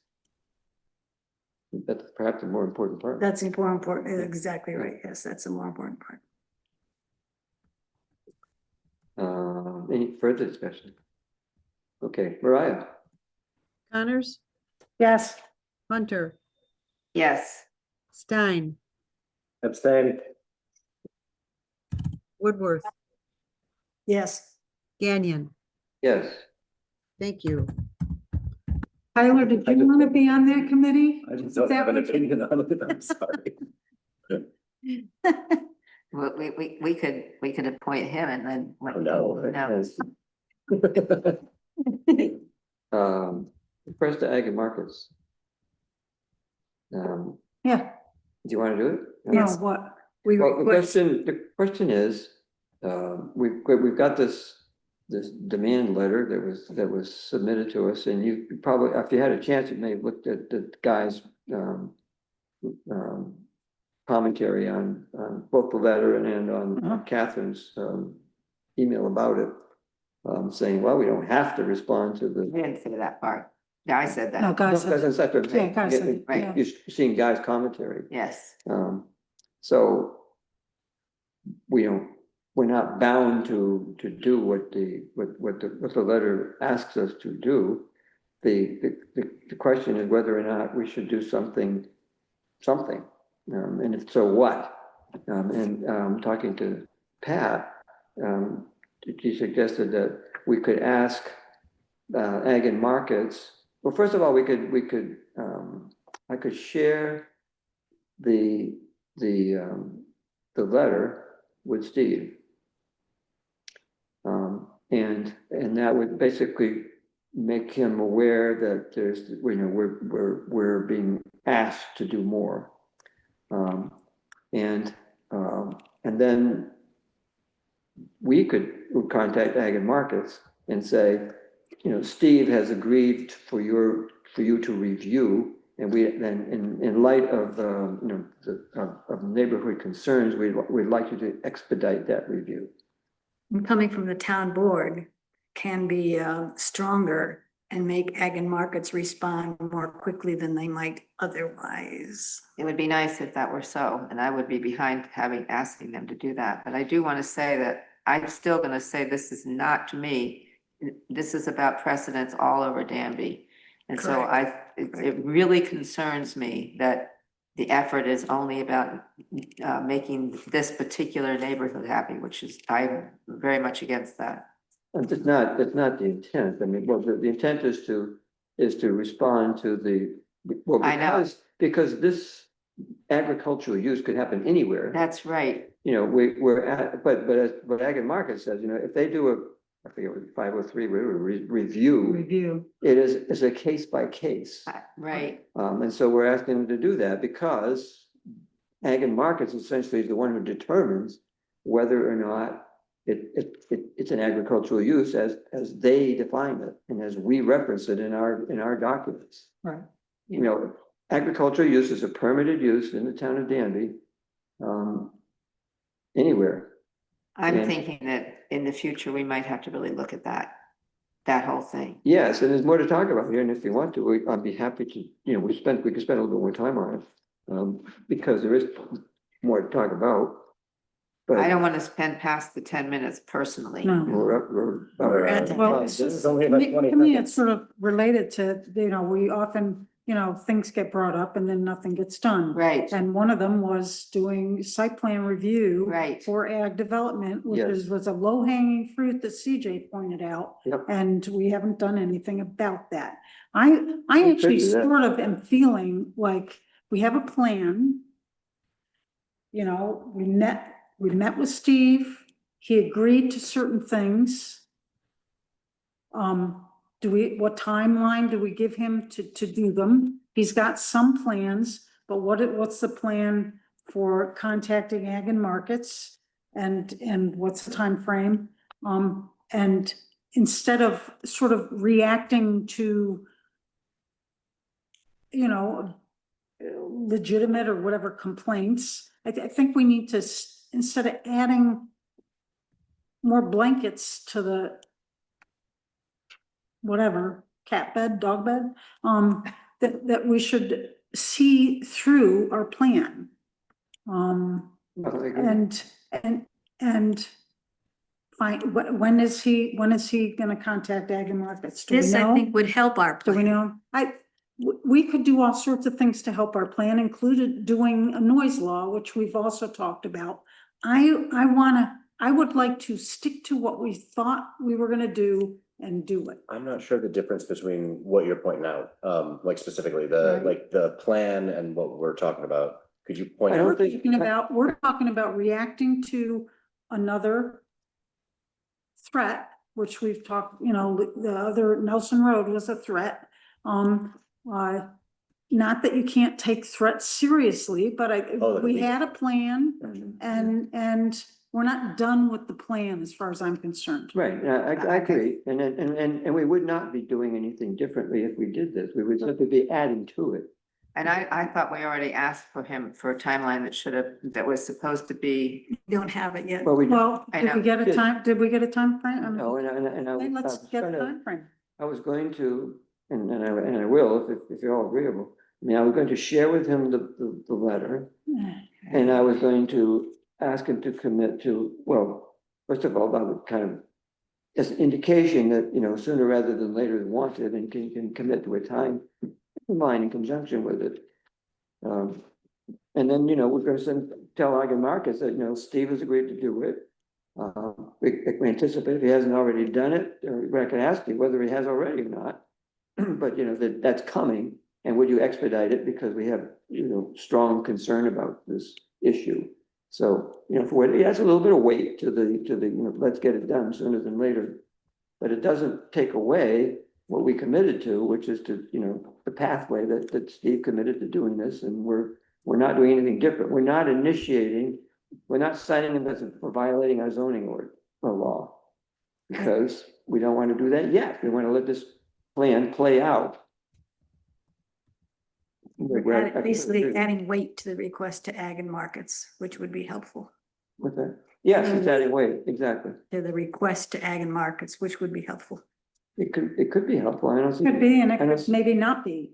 I mean, their business is to support the farmers. So I don't know which way it would go. So. But we don't know, but I mean, we've asked for their review.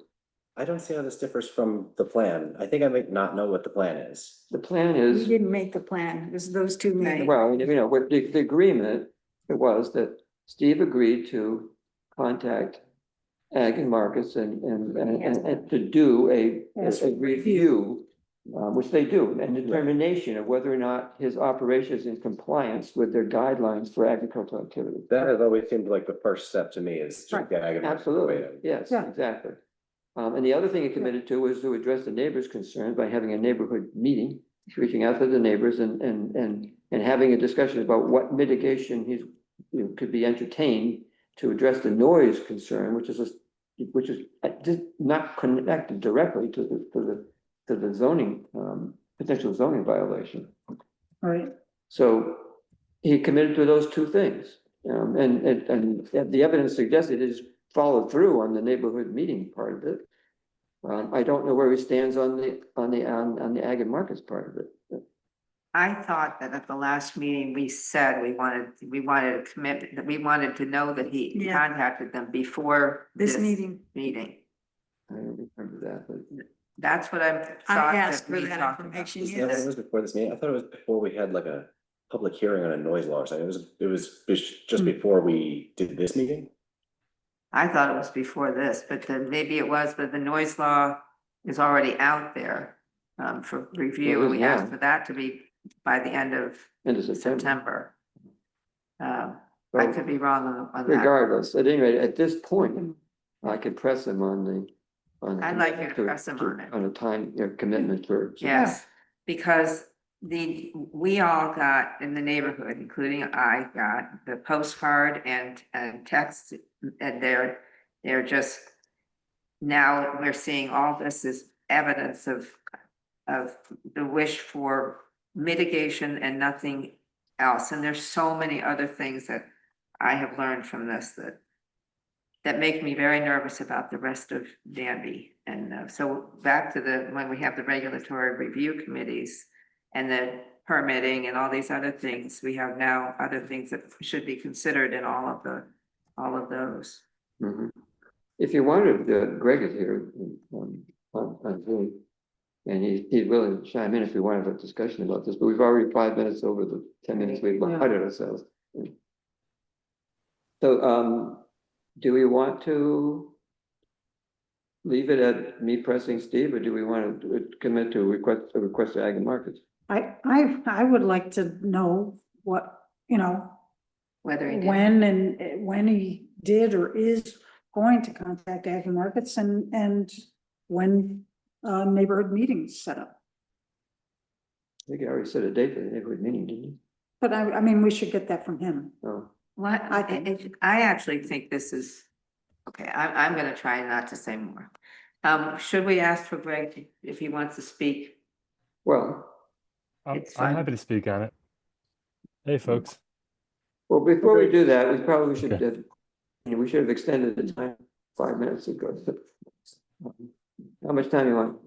I mean, okay, we're gonna give 15 more minutes. The 9 till 8:30. Right. Or just like 5 or something. Well, those are fairly important. We don't have to use the whole time. No, we don't, that's right. But if we hadn't, if we hadn't given us 10 minutes, we'd be Yeah. fine, but we did. So anyway, I moved This is the until last thing, isn't it? up to 8:30. Okay. Mariah? I'm sorry, who seconded it?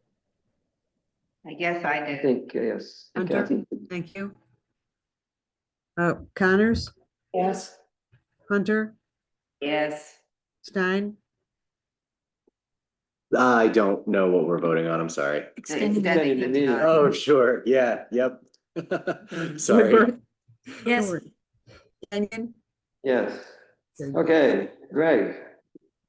I really don't have much to contribute at this point, but one thing I'm just thinking of because I'm coming back from a few weeks off. So I can share a few updates. One is that Ag and Markets has not given us comments yet on the draft special event law that I asked them to review about 2 months ago. And so I'm a little surprised. I sent them an email today and went back through my emails when I was out, and sure enough, there was no response. So I just sent them an email today just asking what their status is on that.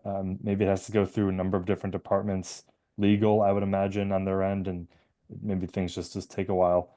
So the folks there have been generally very responsive for other just mundane requests of mine. So this must have to go through many more people in Ag and Markets. The other thing I think is just that I think it's great that Steve offered to initiate a review by Ag and Markets. My only concern with that is that we have no leverage. We being the town have no, I mean, other than just continually asking him, okay, when are you going to do this? When are you going to do this? We don't have any leverage over him to do it. I don't think where anybody can request this review. A neighbor, the town supervisor, it could be anybody. And so I'm actually surprised. One thing I'd want to know is, have the neighbors already requested it?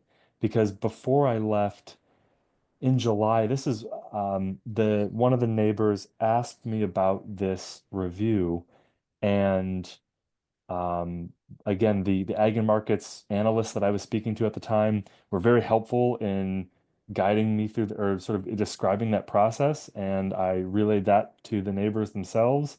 So I thought that they would have initiated that by now.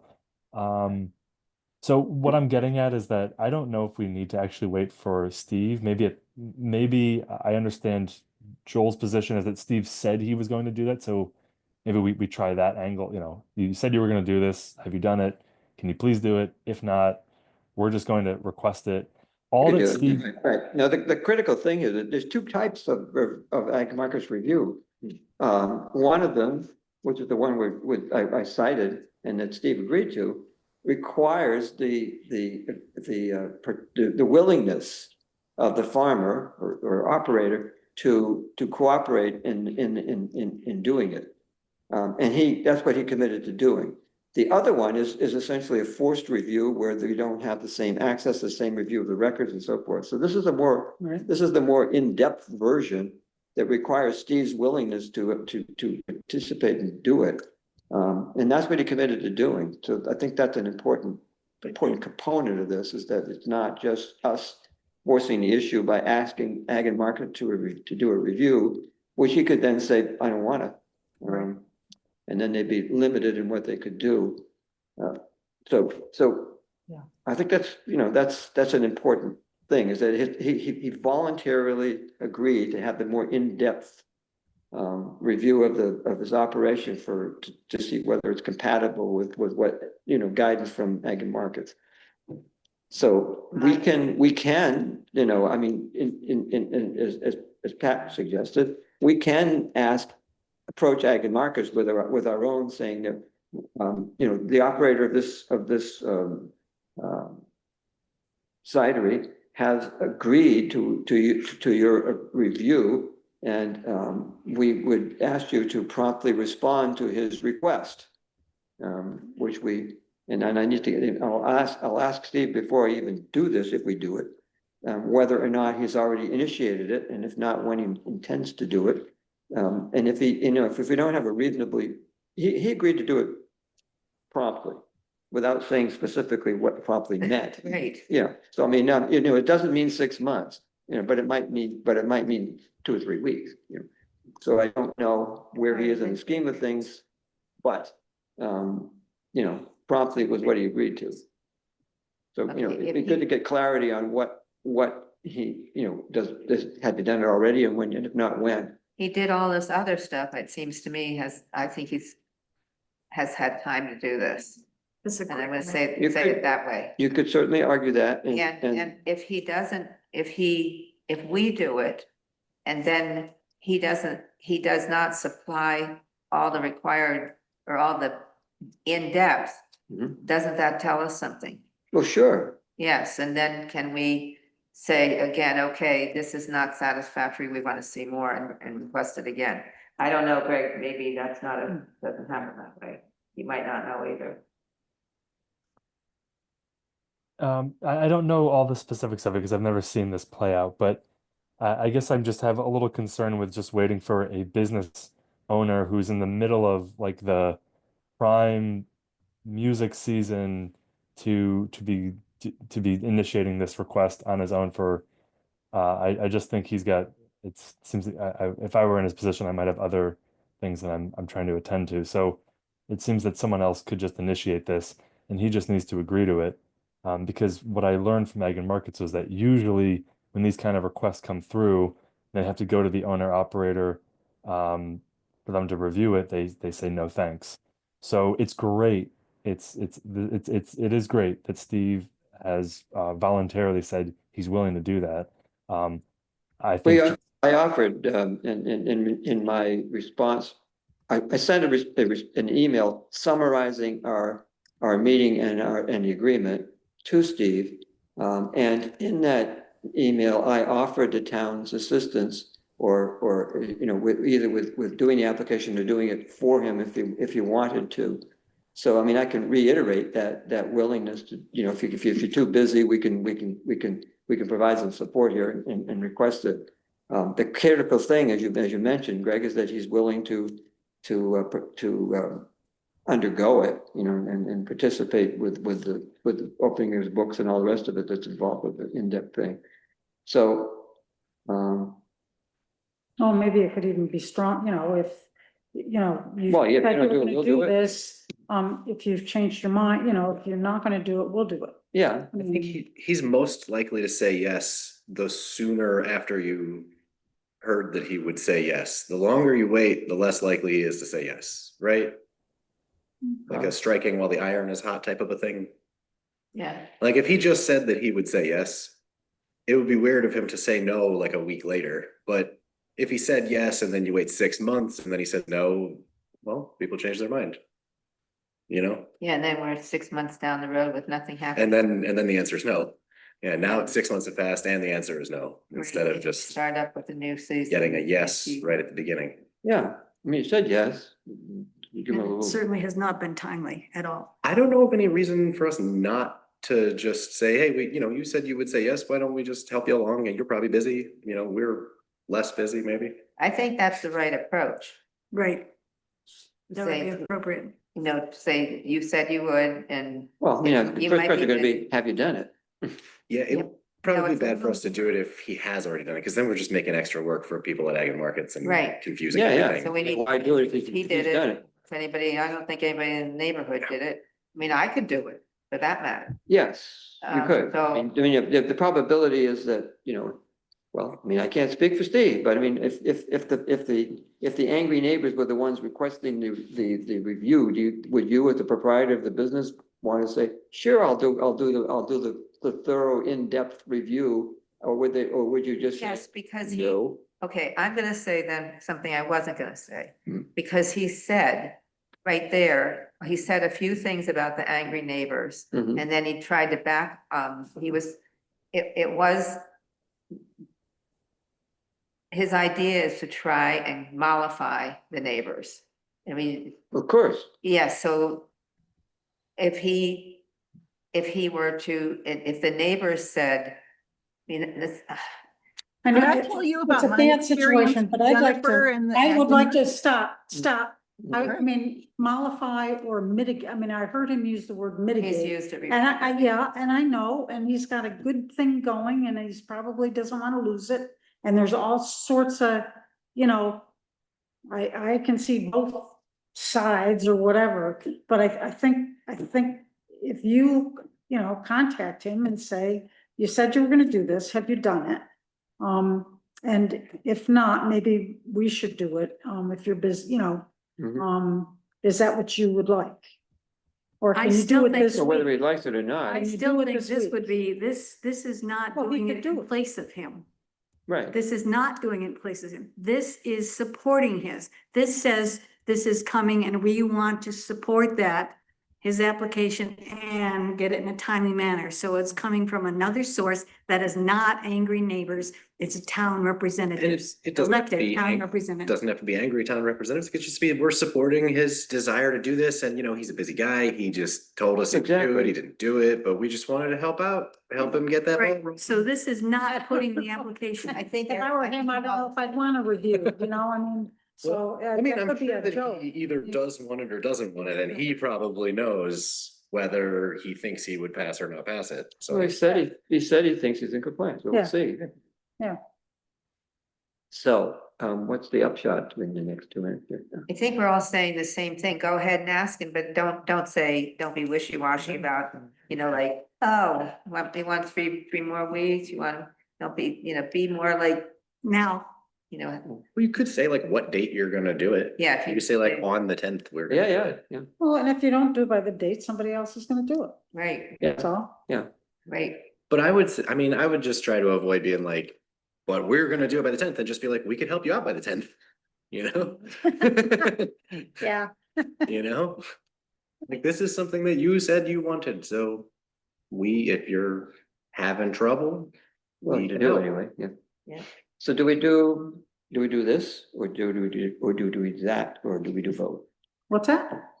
the proposal that was here was that we request Ag and Markets to, to expedite. What The- request was to do that? It's on the agenda. And that the last item is listed, you know, is do we, the town of Danby, contact Ag and Markets and say, you know, this is coming before you, you know, there's a request coming, it's either gonna be from us or it's gonna be from Steve. And, could you, in light of the neighborhood concerns here, could you turn your attention to this sooner than later? You know, can you deal with this promptly? Wait, I thought the first thing you were gonna do is ask him if he did it. Yes, that's right. What am I missing here? Yeah. Nothing. Okay, And then, if he's already done it, we can still do that. We could That's- still, that's- we could still request we can a still prompt. request it, Yeah. because well, I this is definitely would backup. like to do that if we could do that. Yeah, so I mean, there's two things, like I said, there's two things here. One is requesting Ag and Markets to promptly respond to the request for determination, whether it comes from us or it comes from Steve, you know, Okay. you know, it's coming soon. Keep saying the same thing. Are you gonna ask him first and then we're gonna do this? I don't Yes. see why we have to keep saying it. What are you asking us? He was just repeating. I know. He asked him, who's gonna do it, and independent of that, we send that letter. Okay, then, They're not combined. They're not, right. one's not conditional. If we keep saying two it, separate you things. keep asking, what do you want us to say? We've already said yes. No, Do but that. you haven't said yes to this. Do No. we want to do this or not? The letter thing. The letter Have thing. not said yes to that. Don't ask me, because I thought we already said it. You all decide. The Because record will show we haven't done anything yet.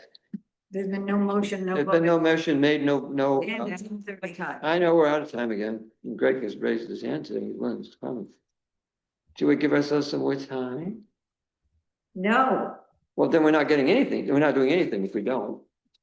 my God, we already, okay, I don't see why we said is, yes, we said you're gonna do that. Why are you looking at me? Everybody else, it sounds like that's what we agreed. We Well, can just vote, and if people don't agree, Yeah. you know, it's all Just right. tell us what you think all we're right. well, voting. we should give ourselves some more time in order to do it, though. Yeah, we can't do it without extending a meeting. Yeah, let's extend the meeting until up to quarter of. We hope to get it done sooner. 20 of. Just go Until ahead. what I mean, it's time? okay that people disagree. What time? I move quarter of. Eight Get it done 45? soon. You What need a time? second. You need a second, though. I'm sorry, what was the time? Pat seconded it. 8:45. Very good. We hope to get there sooner. Yes? Well, I'm not first. You're first. All right. And what's the resolution? Extend the meeting time. Extend it to No, no, no, 8:40. I got that one. I got that one. Okay. We haven't we're good? voted yet. Yes, This is the vote, right? Connors, yes. Hunter, Yes, Stein, Yes. Woodworth, Yes, Canyon? Yes. Very good. We want to hear from Greg. he's muted, but yeah. He raised his hand. Just really quickly that, you know, I'm just looking back at the Ag and Markets requesting an opinion, and to me, having Steve request that opinion just feels like it's not the usual course of action. It's usually a neighboring landowner. They're requesting an opinion on the soundness of a specific agricultural practice. So usually the requester is somebody not who's the owner operator. And it's a very in-depth review. And Joe, Right. it sounds like you know, I mean, they're going to reach out to all the neighbors and they contact government officials, they contact law enforcement, they do independent research, they go through books. So I do have concern with the request coming from the owner operator because it might not, I mean, it might not paint the full picture of what is being asked. And you know, that letter that was received today by the board and myself as well, or that was shared with me, you know, that whoever drafted that letter, I mean, that is what I think would be the meat of the request would be, was here's the here's this what we're alleging, and can you review that? So it I'm surprised that the neighbors haven't already done that yet, because I thought without doing it for them, I thought I connected the dots very clearly for them to do it. I think I didn't give them the exact email though. I gave them the analyst to respond to. It turns out they have to write to the actual, it's commissioner at agricultural.ny.gov, but hopefully the analysts sent, help them out. But if they haven't done that yet, I'm surprised. That's my feeling is that it should come from somebody who's not the owner of the farm. Okay. Is there some way that we could ask one of the neighbors or the person who drafted that to do that? See whether. Well, I don't know that, well, I mean, it's done. Steve has to be willing. Okay, Greg, Greg just painted a really clear picture that it would have more in depth if we do this. And whether he may have already done it, I think that we should do this. Now I'm gonna be adamant about it. And it's worth, I would rather it came from a neighbor than the town. I think I would rather keep the town than the neighbor, but There you go. Thank you. I'm sorry? Can't She's you? volunteering. yes, you do, because you can't be heard otherwise. Yeah, I'm a neighbor of this facility and I have concerns and I will contact Ag and Markets to put in a request for review. And I agree, Greg, I had that same thought that I don't think it should come from the owner of the business. That feels like a conflict of interest or whatever, so. But I think it might be worth figuring out how to get in there that he'd already agreed to do it. Sure, yeah. But I'm glad he's willing to do it. I need to check with some. Yeah, I'll contact you, Greg, and you can tell me who I reach out to maybe, if that's okay. Sure. I mean, you could even simply just Google requesting an opinion of Ag and Markets, and AI will just populate the rest for you, and it'll point you to exactly who you can reach out to. I do want to say, while I'm just on the floor here, that I don't want to muddy the waters here. Joel, I know you had a plan here of working with Steve on this, and I can see how if all of a sudden this request came from a neighbor, Steve still holds the keys in all this. He could simply say no, thank you, and then it's done. It's like that. The review is completely done, and they don't do anything, and then it's back to neighbors against neighbors, or if the town is going to further pursue some enforcement action, which just is very complex, as we've been advised. So I guess I can understand that the strategy of having Steve do it, it just feels when you read about requesting these opinions that it's typically coming from a landowner. I mean, I could always ask the folks at Ag and Markets that they're usually very responsive, like within an hour of my email of just this. I could just ask them if they've ever had a farm operator request an opinion, and maybe they'll give me some examples, and maybe I'll feel a little bit more comfortable with that, even though this isn't my decision here. It's just I'm weighing in, if that might help too. Will be interesting information. Yeah, I really know, but independent of that, it would be good for the neighbors to submit an official request. Maybe. I mean, they can always say, well, we already have one underway because he already contacted us or something. Which he Yeah. said he's contacting, that was the language he used tonight, so I'm not sure what that means, but. Yeah. It seems like Means the you have critical nothing moment is when he exercises either approving or vetoing the thing, and everything else is just kind of like changeable. But like eventually all roads lead to him saying yes or no. So we want it to come to him with a shot of him being like, yes, I want to do this. Yeah. I don't know the right path. He said I want to yes. say yes. And I think what's worth noticing is that Greg's information he's found up to date indicates that most things come from not the owner. Not from the owner, yeah, that So struck me as odd, nothing. That seemed odd to me. Personal, but just as an Really odd weird. thing, like, It's yeah. really weird. But I got the sense that there were two different, not to muddy the waters here either, or get too into the weeds, but there would be a review even if he didn't agree. but that's kind Right. of contradicts It's a lesser review. the lesser review, yeah. Would, But, I have to imagine, I mean, maybe I'm wrong, but I imagine it wouldn't involve looking at his books, Yeah. right? Because I mean, is if he the- said no, he wouldn't. he would Well, he have has book books, you have yeah. to look at his books. Yeah, I'm not sure what the. what Yeah, the I don't know review what is the for. lesser you would have, That, but. I mean, that's a bare minimum. Yeah. Oh, They have you, to look okay, at you it. don't mean that the lesser review contains that, you mean like, we're not gonna get there without that? No, I think she did not. You at do mean all. that the lesser review does include look at the books? Yeah, yeah. Oh, okay. I mean, because it's, I mean, it's a strict, 51% of the yearly income. I mean, it's a. I wonder how they get formula. access It's a to the formula. books if he says no, though?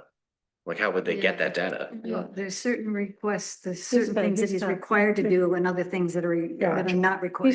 He's supposed to, and actually the town can, anybody Yeah, I in don't know the that difference between the two. position, the town can request those figures. I mean, regardless of what's going on, That's so right. those are, We've never Does have- done it, but we're supposed to be able to. yeah, if it's a ag operation, the Mhm. town can correct, or request that info.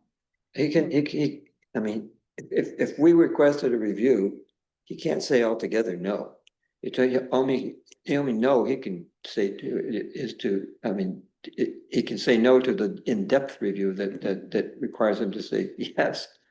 A yes, I'm willing to have a thorough look, a deep dive as to, is what I'm doing in compliance or not? Well, it's pretty obvious it's not in compliance. Well, some of us think that. I think that. I think you're one of the few who doesn't. I'm not saying that I don't, Yeah. Yeah, I didn't hear him say that. not at all. No. But I'm saying that there's a lot of judicial and other, precedents for there to be ambiguity about, to what extent is he exceeding agricultural activity. Right. I thought you meant that he was willingly helping do this process, which No. I don't think he is. No, that's not what he was. Well, mentioned. he's willing to undergo the thorough review. What's not clear to me and what Greg has raised right now is that the possibility that unless we essentially as part of as a part of a request for review, specify what it is that they're concerned about, that ag markets focuses on, as opposed to just saying, would you review this operation and thoroughly and determine whether and in what way it exceeds what's allowed. Right.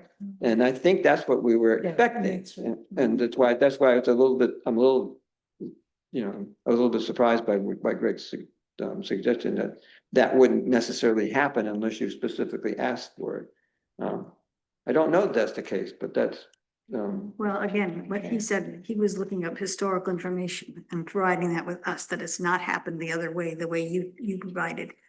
The other thing is, he's not gonna put in, all the things that the. Complaints. You won't put in the complaints, the Correct. neighbors. And that's appropriate for ag and markets to have that information, and it's appropriate that it comes from that source, not modified by somebody else, by the owner. well, I mean, if they do an investigation, they're not gonna limit themselves to what information he provides. That's right. Sounds like it's a pretty thorough review, but Yeah. whether whoever requests it, but my Yeah. point is like, I'd like to see this move along. That's the, Well, so, Okay, yeah. so that's kind of why I jumped up. Cool. He does have the meeting on September 17th. That's what the date he set for the community neighborhood meeting. I didn't know if you knew that. Is that at his facility? Yeah, Yeah. no. And it's I not, don't know if it's by invitation only, but there were it's invitations. not limited. He sent them to several of us, but it says, he did say, I have a postcard. Did say other people, but it's. We didn't give ourselves enough time. Yeah, so I'm gonna go home. I would like to know, I mean, Greg said he would ask whether it's ever come from, whether that review has ever come from initiated by the farmers or operator. It sounds like it's an option. It sounds like it doesn't happen a lot. Well, we don't know, I don't know. Did Pat find whether it's ever happened? He had no record of it. He was gonna call Yeah, ag and markets and yeah, check. and find out. But if he didn't find anything, it's not likely to be a majority of the cases. No, for sure.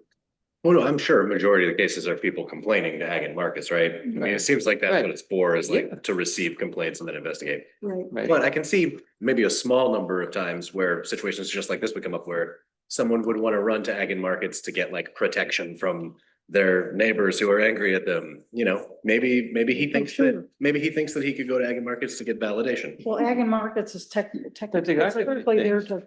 to support the farmer. Yeah, well, I'm just saying that seems like a small number of the investigations probably start with the owner. But yeah, I can imagine that the most of them probably are complaints. I'm just guessing. There's no reason we can't let them do that. Well, ag and markets will not intervene and do an investigation without somebody Right. complaining. Yeah, because Or the farmer asking them to defend themselves against an action that's been taken against them. Yeah, yeah. So, you know, if we cited him for violating our zoning We're at law, the end of the time. as we are. And we have acted not at all. No, we did. They're gonna write a proposal. Hmm? They're writing a proposal. Julie agreed to write one. Request, whatever. We have agreed to not, we haven't agreed to do anything. Right. Yeah, and we're at the end of the time, so we're not talking. That's 30 ticks past the minute, not 30 ticks till the minute. I mean, I think it would be No, good if sorry. you contacted him and asked him. There's nothing here that can stop Julie from doing it on. No, So that's there, and if you're either gonna ask him I or think not. we should follow we through. haven't been bothered. Okay, Writing code. all right. The agenda having been covered, sort of, we adjourn. Thank you all. Thanks, Joel. Take care, everybody. Thanks.